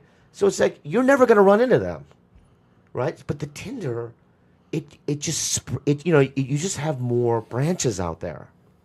And Kalila was always a fan of mine, right? But she never just came to my shows. And so I met her for coffee, and as soon as I sat down and we had coffee together, I remember going, fuck, in my head, because I knew I'm in a relationship. The first time I met her. I already knew that this was going to be a thing. You know what I mean? You know how you can tell when you meet somebody. You just look in their eye and go, yeah, this is going to be a fucking thing. There's a connection. And, yeah, we're, I can tell. yeah, we're together and we have a really good connection. And, we've had our problems. Everybody does. Yeah, it's hard, relationships. Everybody does. What does she do for a living? Oh, she's a comedian. Okay, yes. Well, no, she stopped doing that, but she, I don't want to get into it, but she has a heart situation. Okay. She has a physical situation and she can't work right now. So instead of doing, we decided to do a podcast together so that we can create maybe a business together, and it's going really well. So You look good. You look healthy. Thank you. Everything. 14 fucking years sobriety. Yeah. Seemed like, how many doors opened for you after you got sober? It took me years, dude. But how different is your life? Like My if you look at it compared to that. Oh my, it's not even. It's I've been not, sober from the drug that killed me for 8 years. Coke. I still smoke pot. Yeah, that's fine. I don't take pills. I Yeah. still smoke my pot. My friend gave me anxiety pills. If I can't sleep after a plane, I'll take one to help me go to bed. I never really drink. I was never really a big drinker. I smoke my pot and that's it. But the drug that killed me, 8 years. I can't tell you how many doors have opened for me. Yeah, but you know why it helped for me is because of the fact that when I got sober, what helped was show business didn't become my life, right? For many years, show business was number one, right? And my mood and my livelihood and how I felt about myself was directly related to how I was doing in my career, okay? And as soon as I got sober, that no longer was the case. I want to live a life, And so, when my friends book shit, I don't go, fuck him. I go, congratulations. Congratulations. Yeah. The bottom When you line. see guys succeed, it doesn't really affect me. They're like Ken Jeong. You know what I mean? He was my doctor when I got sober. You know what I mean? He helped me get through my detox. And he is a bigger star than me, and I'm fine with that. And a lot of people come up to me and they go, oh, you jealous of Ken's success? No. Why would you be? Why would I be? He's a talented guy, and I'm fine with it. It's those people that hate. And the people that naturally hate. You could see them. When you first got Mad TV and you walked into the comedy store, there were some people who gave you a big hug, and there were some people who gave you a fucking Michael Corleone, Fredo hug, and you felt it. You were like, Jesus Christ, why are you like this? And they, and that's going back to what that jerk off said about you that night, that you're just an actor guy. That's even that day on the tweet with me. He said that I was on his jock when he got his deal. I wasn't even at the store when he got his deal. I remember he got beat up in San Diego when he got some hooker and he got beat up in San Diego or something. I remember all that shit, and I always felt kind of bad for him. So when he got that attitude towards me, I was like, I just left it alone. It's like when comics fucking say, I got a deal, who gives a fuck? Everyone eventually gets one. You know what I mean? It's like people take these things and they think that it makes them who they are. And so what did you have to do to stop making that the most important thing in your life? Well, because drugs was killing me and I realized that my life was more important and my family was more important, it shifts your perspective, right? Right. So what you were talking at the start of the podcast about you won't do certain rooms. Back then, would you have said that to those people? What do you mean? Would you have told the manager at the Kansas City, no, I don't want to do your room anymore? I wasn't even I was so drugged out, I wasn't even headlining then. I only headlined, because I was still on Mad TV. I only headlined after Mad TV was canceled. And a year in, I realized that, I wasn't going to be the TV star that I thought I was going to be. And that's when I started doing the road and it saved my life. Well, I got to tell you the truth. For me to get sober, I had to do something. I had to do something that I had forgotten about. I had to put myself... I thought that those 10 years I had been in Hollywood, that I was very passive with people. And I wasn't a man. Like, I didn't remember what it was like to be a man. And I remember, 3 months before getting sober, I'm like, I want to just be a man again, Bobby Lee. I have to get the respect of being a man again. I'm a man. Why is this happening to me? If you're a man, you shouldn't be caught up in these type of addictions and this type of bullshit. So I went back to get my character, like who I was when I was 13. When people go, hey, you want to get high? And I go fuck your mother. I'm not getting high. Like, I went back to look for that. Like, something interesting happened to me. I did Kill Tony last Monday night. Mm-hmm. And I was telling Lee, I watched the comedians go on stage, those young comics, to do a minute, you know. Have you ever done the show? A couple times, yeah. And you see when people kill and you applaud for them. And I saw what my face used to look like when I was doing comedy 5 years. That look of that eye of the tiger. I remember when you killed for the first time. Yeah, and you killed for the first time. Oh, I miss it. You can't go home. You can't sleep, Lee. Nothing. For nothing. fucking a week, you you could can't eat sleep. heroin by the ton and you will not fall asleep. So why isn't it as exciting anymore? Like, Listen, what check changed? it out. Check it out. Okay. Okay. I didn't get any pussy ever, right? Until I was 23 years old. Okay. I used to go get, you know what I mean? I would go to a brothel in Tijuana. Okay. When I was 23 years old, I was a doorman at the Comedy Store. Okay. This is in 1995. And one Saturday night, the manager let me host in front of a packed room. So I went up and I fucking killed for the first time. You know what happened? Not only did that happen, but that night, a girl called the fucking club and says, "Hi, my name is Jennifer. Is Bobby Lee the comedian that was a doorman there? He went up. Is he there?" Fred Burns gave me the fucking phone. And she goes, "I just think you're really cute. Are you single? This and that." No way. Yeah, so I swear to God, 3 days later, I'm in her house in Oceanside, California, and I'm eating her pussy. And I'm going, not only did I kill for the first time, but now I'm getting chicks. It literally was the birth of me.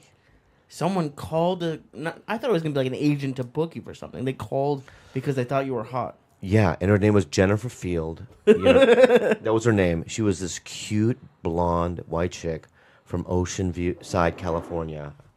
I only say Ocean View because that was my first rehab when I was 16, but that was also in Oceanside. But yeah, and I went to her house, and I remember it just being a spiritual experience for me. So, I mean, you must have gotten laid other times from comedy. Since then, yeah, I've been killing it. But my point, though, is that, you know, But when you it remember was that the first one. time, yeah, and the first time killing, you know what I mean? And it's like, you know, yeah, I kill, I guess, now when I'm on the road. It's my audience, and I do well on stage. But you cannot capture that feeling for the first time. You chase that. It's like addiction. You chase that feeling. The reason why we're still here 20 years later is we're chasing that fucking Yeah, first yeah, laugh. yeah.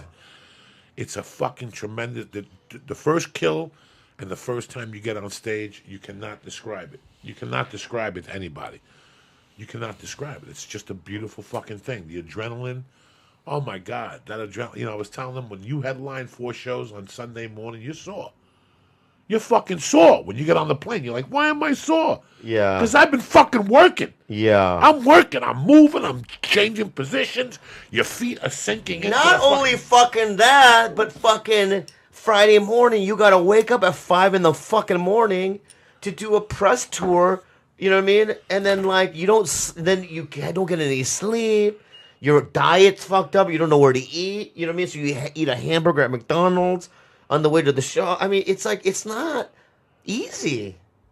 Why you look at? Can I have a drag of a cigarette at least? You can do whatever you want. Are you sure? Yeah, you can do whatever. Because it's like, you know, I mean, I think I'm getting buzzed from your thing.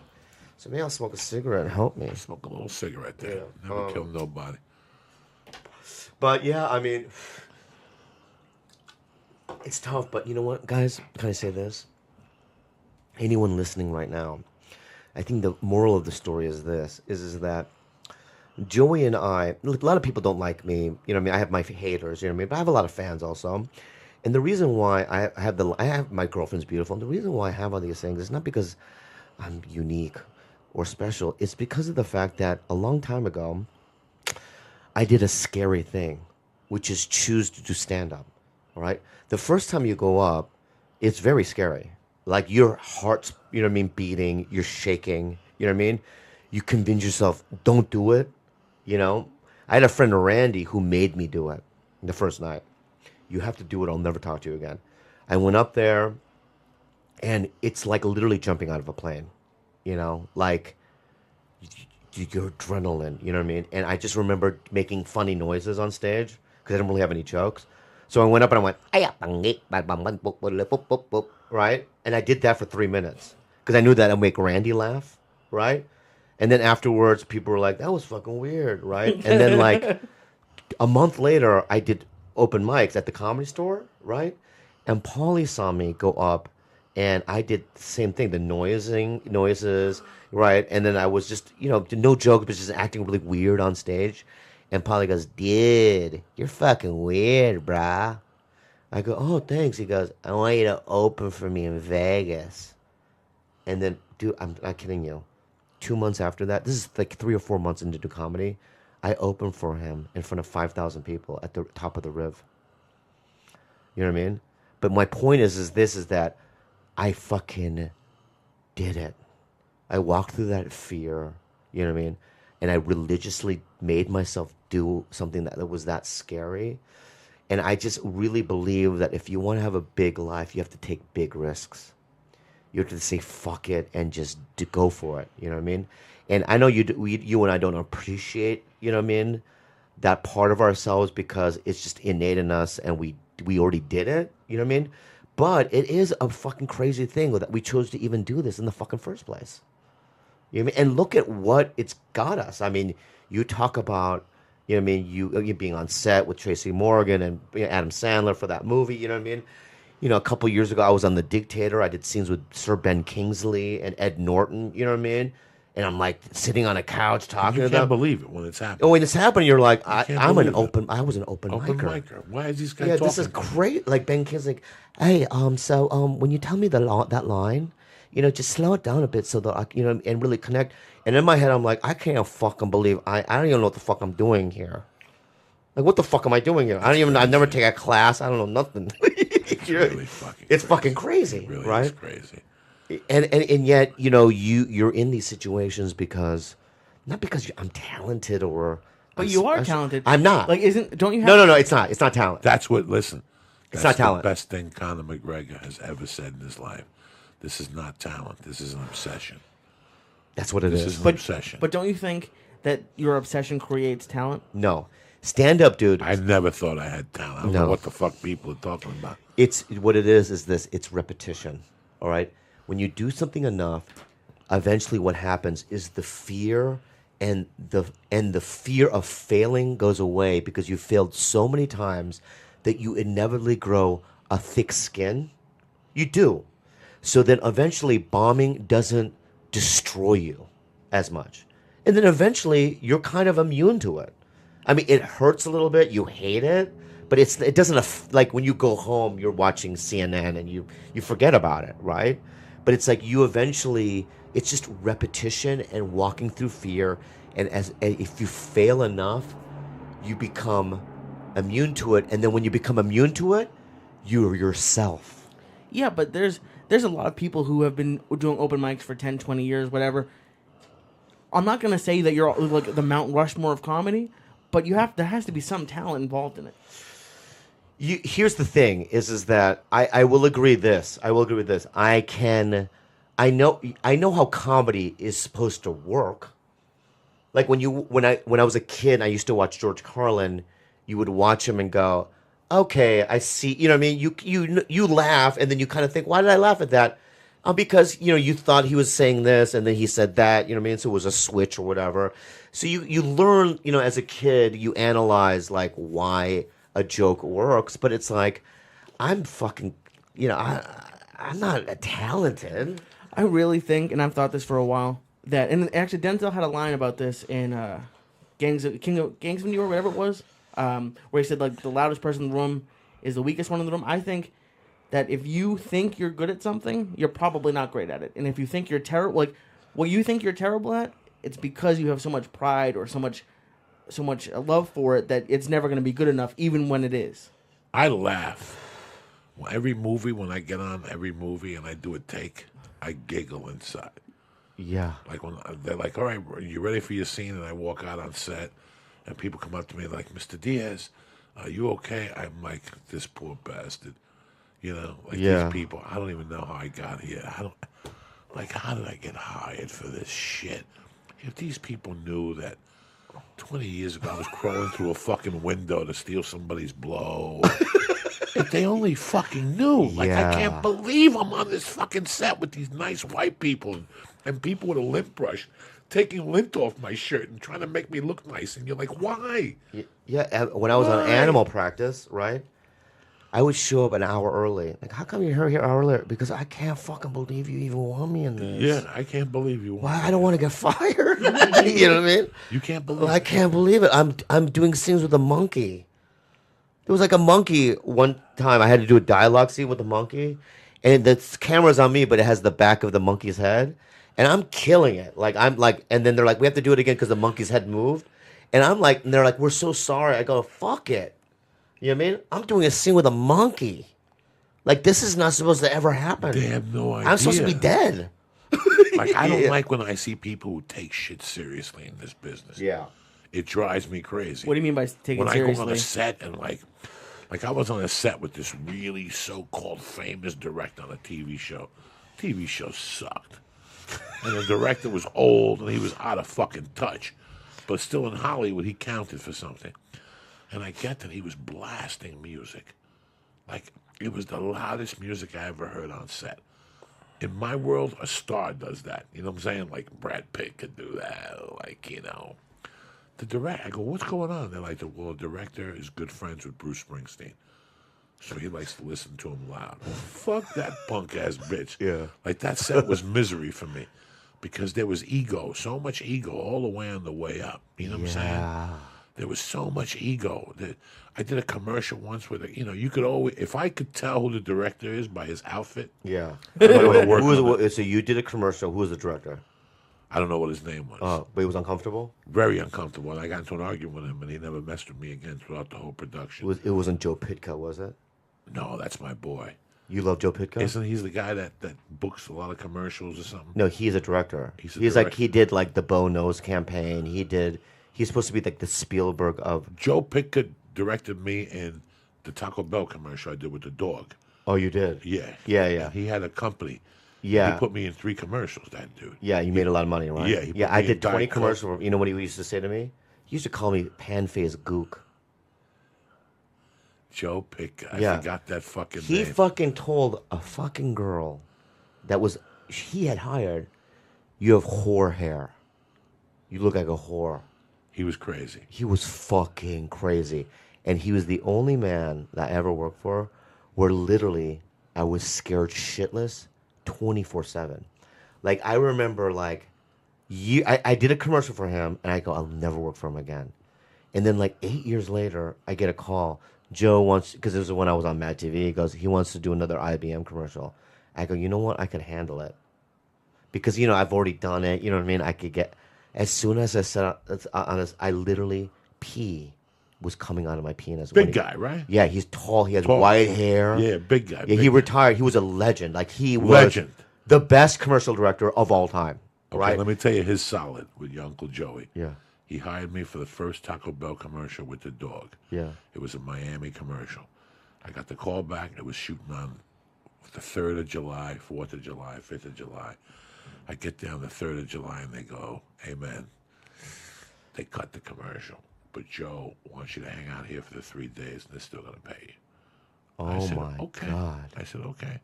Well, day 1, I eat. I don't say nothing. I'm very happy just to be on this set.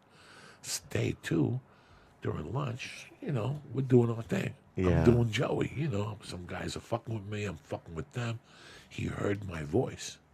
And he came over to me after lunch and he goes, stick around today. I'm going to put you in this fucking commercial. Because they were like, if you want to leave at 5, that's your 8 hours. But if you want to stay till midnight, you can stay till midnight. We'll pay you the overtime. Just don't stay out of our way. This is 97, when commercials were still commercials, where you could get rich off a fucking commercial. And the next day, he came up to me and he goes, I'm going to put you in a scene. I don't give a fuck. And he put me in the scene. I did it. And 6 weeks later, I get a call from the actor. There was 3 stand-ups on that set. I was a principal, the other guy was a principal, and the other guy was an extra. The guy that was the top principal called me and he goes, "Did you get your letter from Taco Bell?" I go, "No." And he goes, "Yeah, I got my letter. They didn't pick me up. They're probably not going to pick you up either." They picked you up. They picked me up. And the extra got picked up because the extra had contact with me. So when an extra has contract with a principal, he automatically becomes a principal. So every time I saw that comic, he did everything but suck my dick. Because I told him, just stick next to me. We're going to get in this commercial together. So he jumped. I go, "Get the thing and shine my shoes." Yeah. And he was shining my shoes during the commercial. So he became a principal. So every time I see that guy, till today, he stops what he's doing and he comes over and gives me a big hug. And that was Joe Pitka. He put me in that. I want to say something that Yeah. I want to apologize for what I said earlier about Joe Pitt. No, seriously. He did call me those things, right? But I want to just say this. He gave me a commercial once where I made $350,000. No, you didn't. I swear to God, I did. No, you didn't. Yeah, Bobby. it was a campaign for IBM. Wow. And I want to apologize to Joe. Thank you so much for that. You know what I mean? I was uncomfortable during your sets because on your set because I felt intimidated. But I just want to thank you for putting me in your commercials, and I really apologize. He put me in 3 fucking commercials. Yeah, I want to apologize. You're the best, and that's it. You know what? Your fucking marijuana smoke got into my mind. Let me do these things. Okay. Let me give some shout outs. Brian Nelson, Paranormal, Diane Mateo, Julio Villalobos, Chris McDougan, Andrew Nelson, LeVar Michaels, and Joey Zaza Tweets. Look at you, sexy motherfucker. Bobby Lee's going to be at the Improv in Houston, Texas, February 12th to the 14th. That's Valentine's Day, bitches. I'm going to be at the Charlotte Comedy Zone this weekend. And next week I'm at St. Louis Helium. I'm sorry if I got you high tonight. I didn't mean to. No, that's fine. You got I'm totally fine. secondary smoke. It's I'm all totally right. fine. What's up with you, Lisa? That cocksucker. You happy for the new office? I'm doing great. I have tomorrow a new episode of Life in Neutral with Johnny Rock, All right. and I'm just doing great. I'm really happy about this. It's so like when people hearing you talk about all the nice things that people did for you. This is this is the nicest thing that anyone's done for me. This is the. Oh man, what? No, I mean, no, but this is and what you guys. I mean, it's a different thing, but for me, You gonna cry right now? no, well, who knows?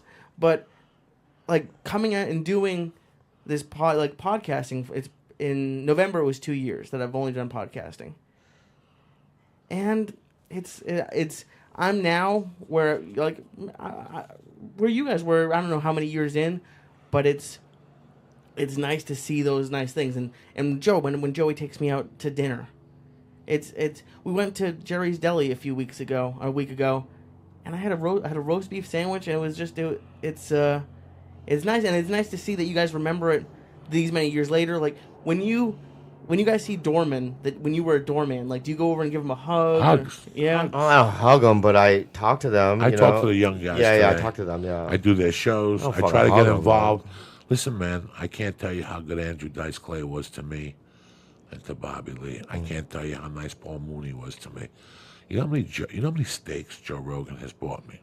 Do you have any idea how many $50 steaks that kid has bought me? More than my mother.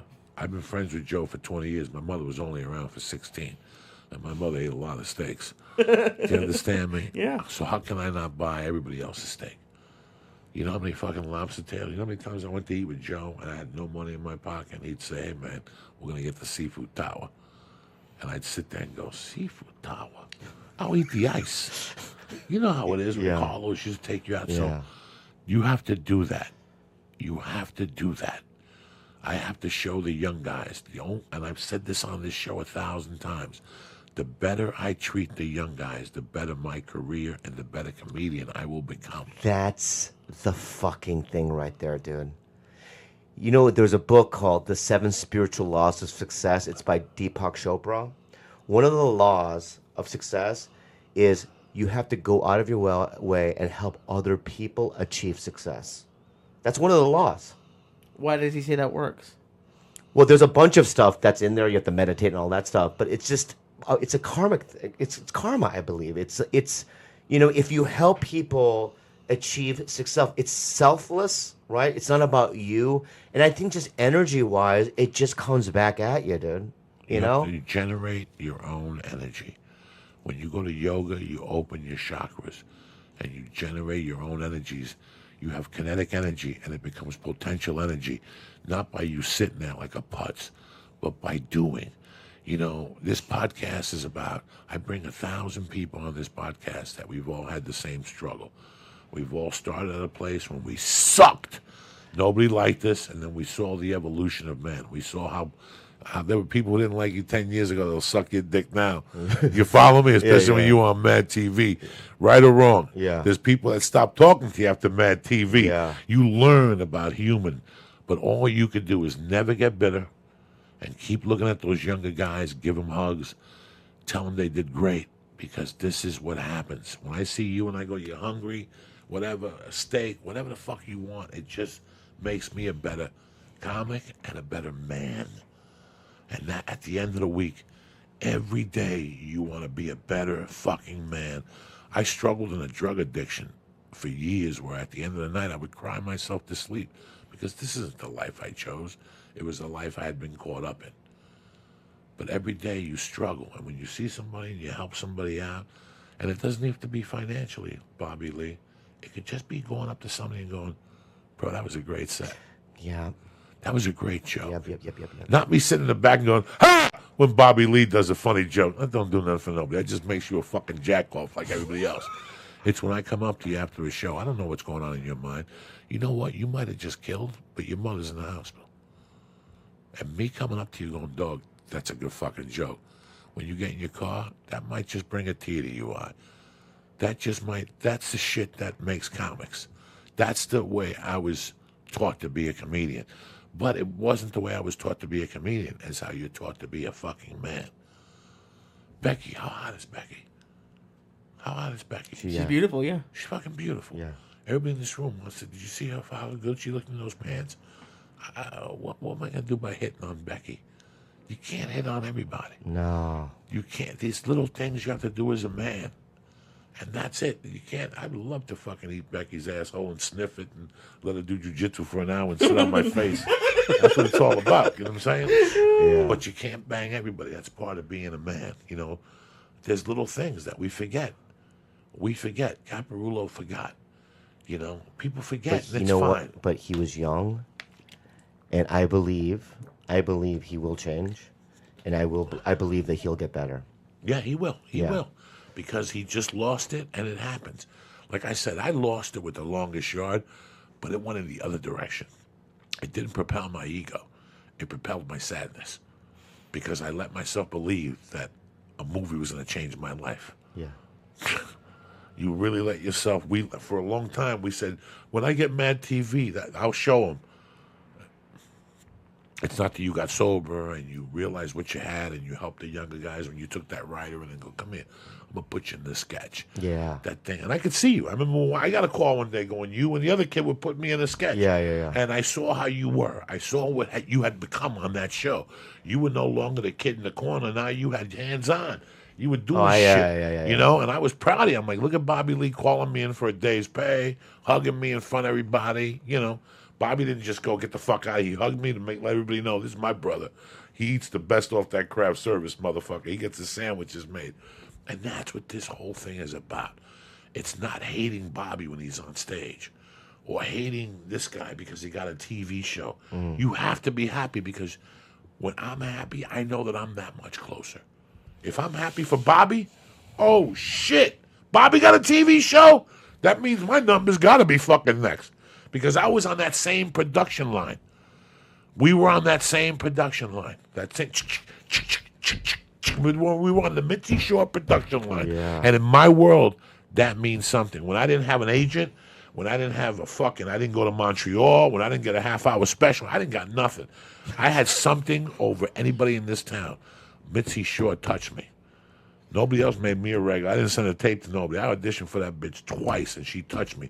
So I always knew I had something fucking going on. You didn't eat her pussy like others did, though, did you? No, I didn't. We know a couple of comics that we're friends with that ate her pussy, and it's fucking disgusting. Let's give me the thing Okay. here. All right. Don't forget. I gotta go, dude, because I love you to I death. love you too. I If love I you. just leave, is that cool? That's cool. I'll read You're the not ads. mad? All Do I right. look All mad? right. I'm happy you drove up here. I know you have a love you, man. podcast at 11. Just don't steal my white lighter. That's the only thing. Where's your 'Cause white light? This is yours? That's mine. Because if not, I go to smoke weed. I got no light. Give me a hug, cocksucker. I love you, man. I love you. That was great, Thank man. you for the Good story, to see man. you again, brother. Nice to see you, Bobby. All right. Don't forget, as usual, we got great sponsors. This one is no different. This is their first night with us, and I got to tell you something. I'm very impressed. I gave it to Lisa. I gave it to Damon, and Damon installed it, and he fucking loved it. All right, so let me just read this to you, and you guys tell me what the. There's a sound of a package being delivered, or friends coming over for dinner, but it's also the sound of somebody planning to rob you blind.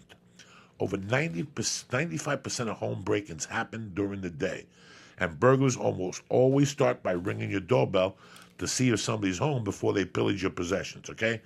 With the Ring Video Doorbell, you can see and talk to anyone at your front door from anywhere in the world using your smartphone. So if somebody rings your doorbell, and let's say you're at yoga, and you see this guy, you could get on there and tell him you'll be home in an hour or 10 minutes or whatnot from anywhere, okay? Ring's advanced motion detection alerts you.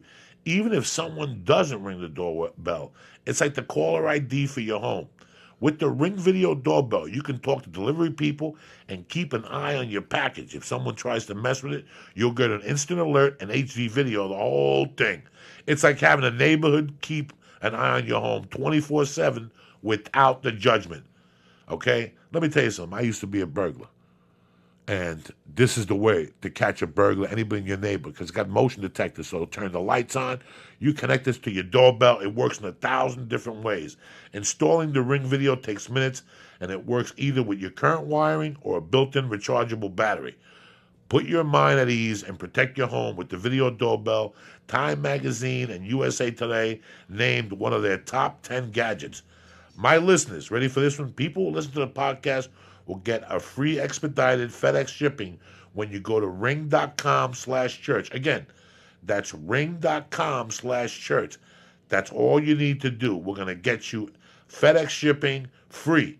With the Ring Video Doorbell, you're always home. Do me a favor. Start by going to ring.com/church now. But go to ring.com. I want you to do that favor. See how this product works.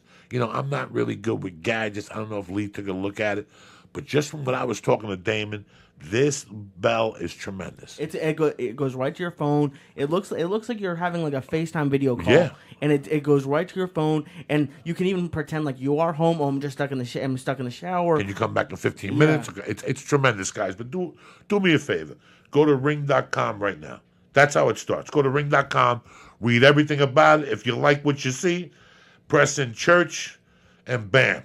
You get free FedEx shipping when you go to ring.com/church. That's ring.com/church. And as usual, I'd like to thank my main sponsors over there at onit.com. Always with the best product.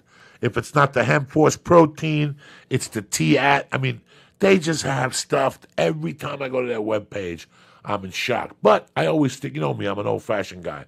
The Shroom Tech Sport, the Shroom Tech Immune, and the hemp force protein, I live and die by those. I live and die with. I had a hemp force today after I took Mercy to the park. I love that with my banana, my water, a little bit of sugar. Tremendous, guys. Anyway, don't listen to me. Go to onit.com right now. If you see something you like, go to the box and press in. Church. And get 10% off your first order. And this, again, like Ring and all my products, get delivered to your door, okay? This gets delivered to your door. If you want to get on the Stay On It program where they deliver different packages to your door every month, just let them know. They have the Stay On It program. You get an additional 10%. I'd like to thank our new sponsor, Ring.com. Go to Ring and see all the advantages that doorbell gives you. I'd like to thank Onit.com. I'd like to thank Bobby Lee and my main man, Lee Saya. You happy, cocksucker? I'm thrilled. Thank you, buddy. It was this was fun. It's gonna be a lot of fun in the studio. It'll be a tremendous one. We'll be back Wednesday afternoon. It's just me and Lee and a call-in show. I love you guys. Thank you very much. And as usual, should we play some music, a little turntable music for you Absolutely. motherfuckers? Let me do the ad real quick. Just to show you guys what we got here tonight. I'm going to play a little bit of fucking, let's see. I'm going to play what I was playing on the Periscope. How about a little bit of In Through the Outdoor in the Evening? How's that, motherfuckers? Sounds good. This show is brought to you by Ring. Go to ring.com/church right now to get free expedited FedEx shipping. It's ring.com/church for the brand new best video doorbell on the market. Show is also brought to you by onnit.com. Use code word church to get 10% off all of the great optimization products. Thank you again for listening. See you Wednesday. Have a great Tuesday. Good night, cocksucker. In Through the Outdoor. Like I said before, 1979. A tremendous fucking album.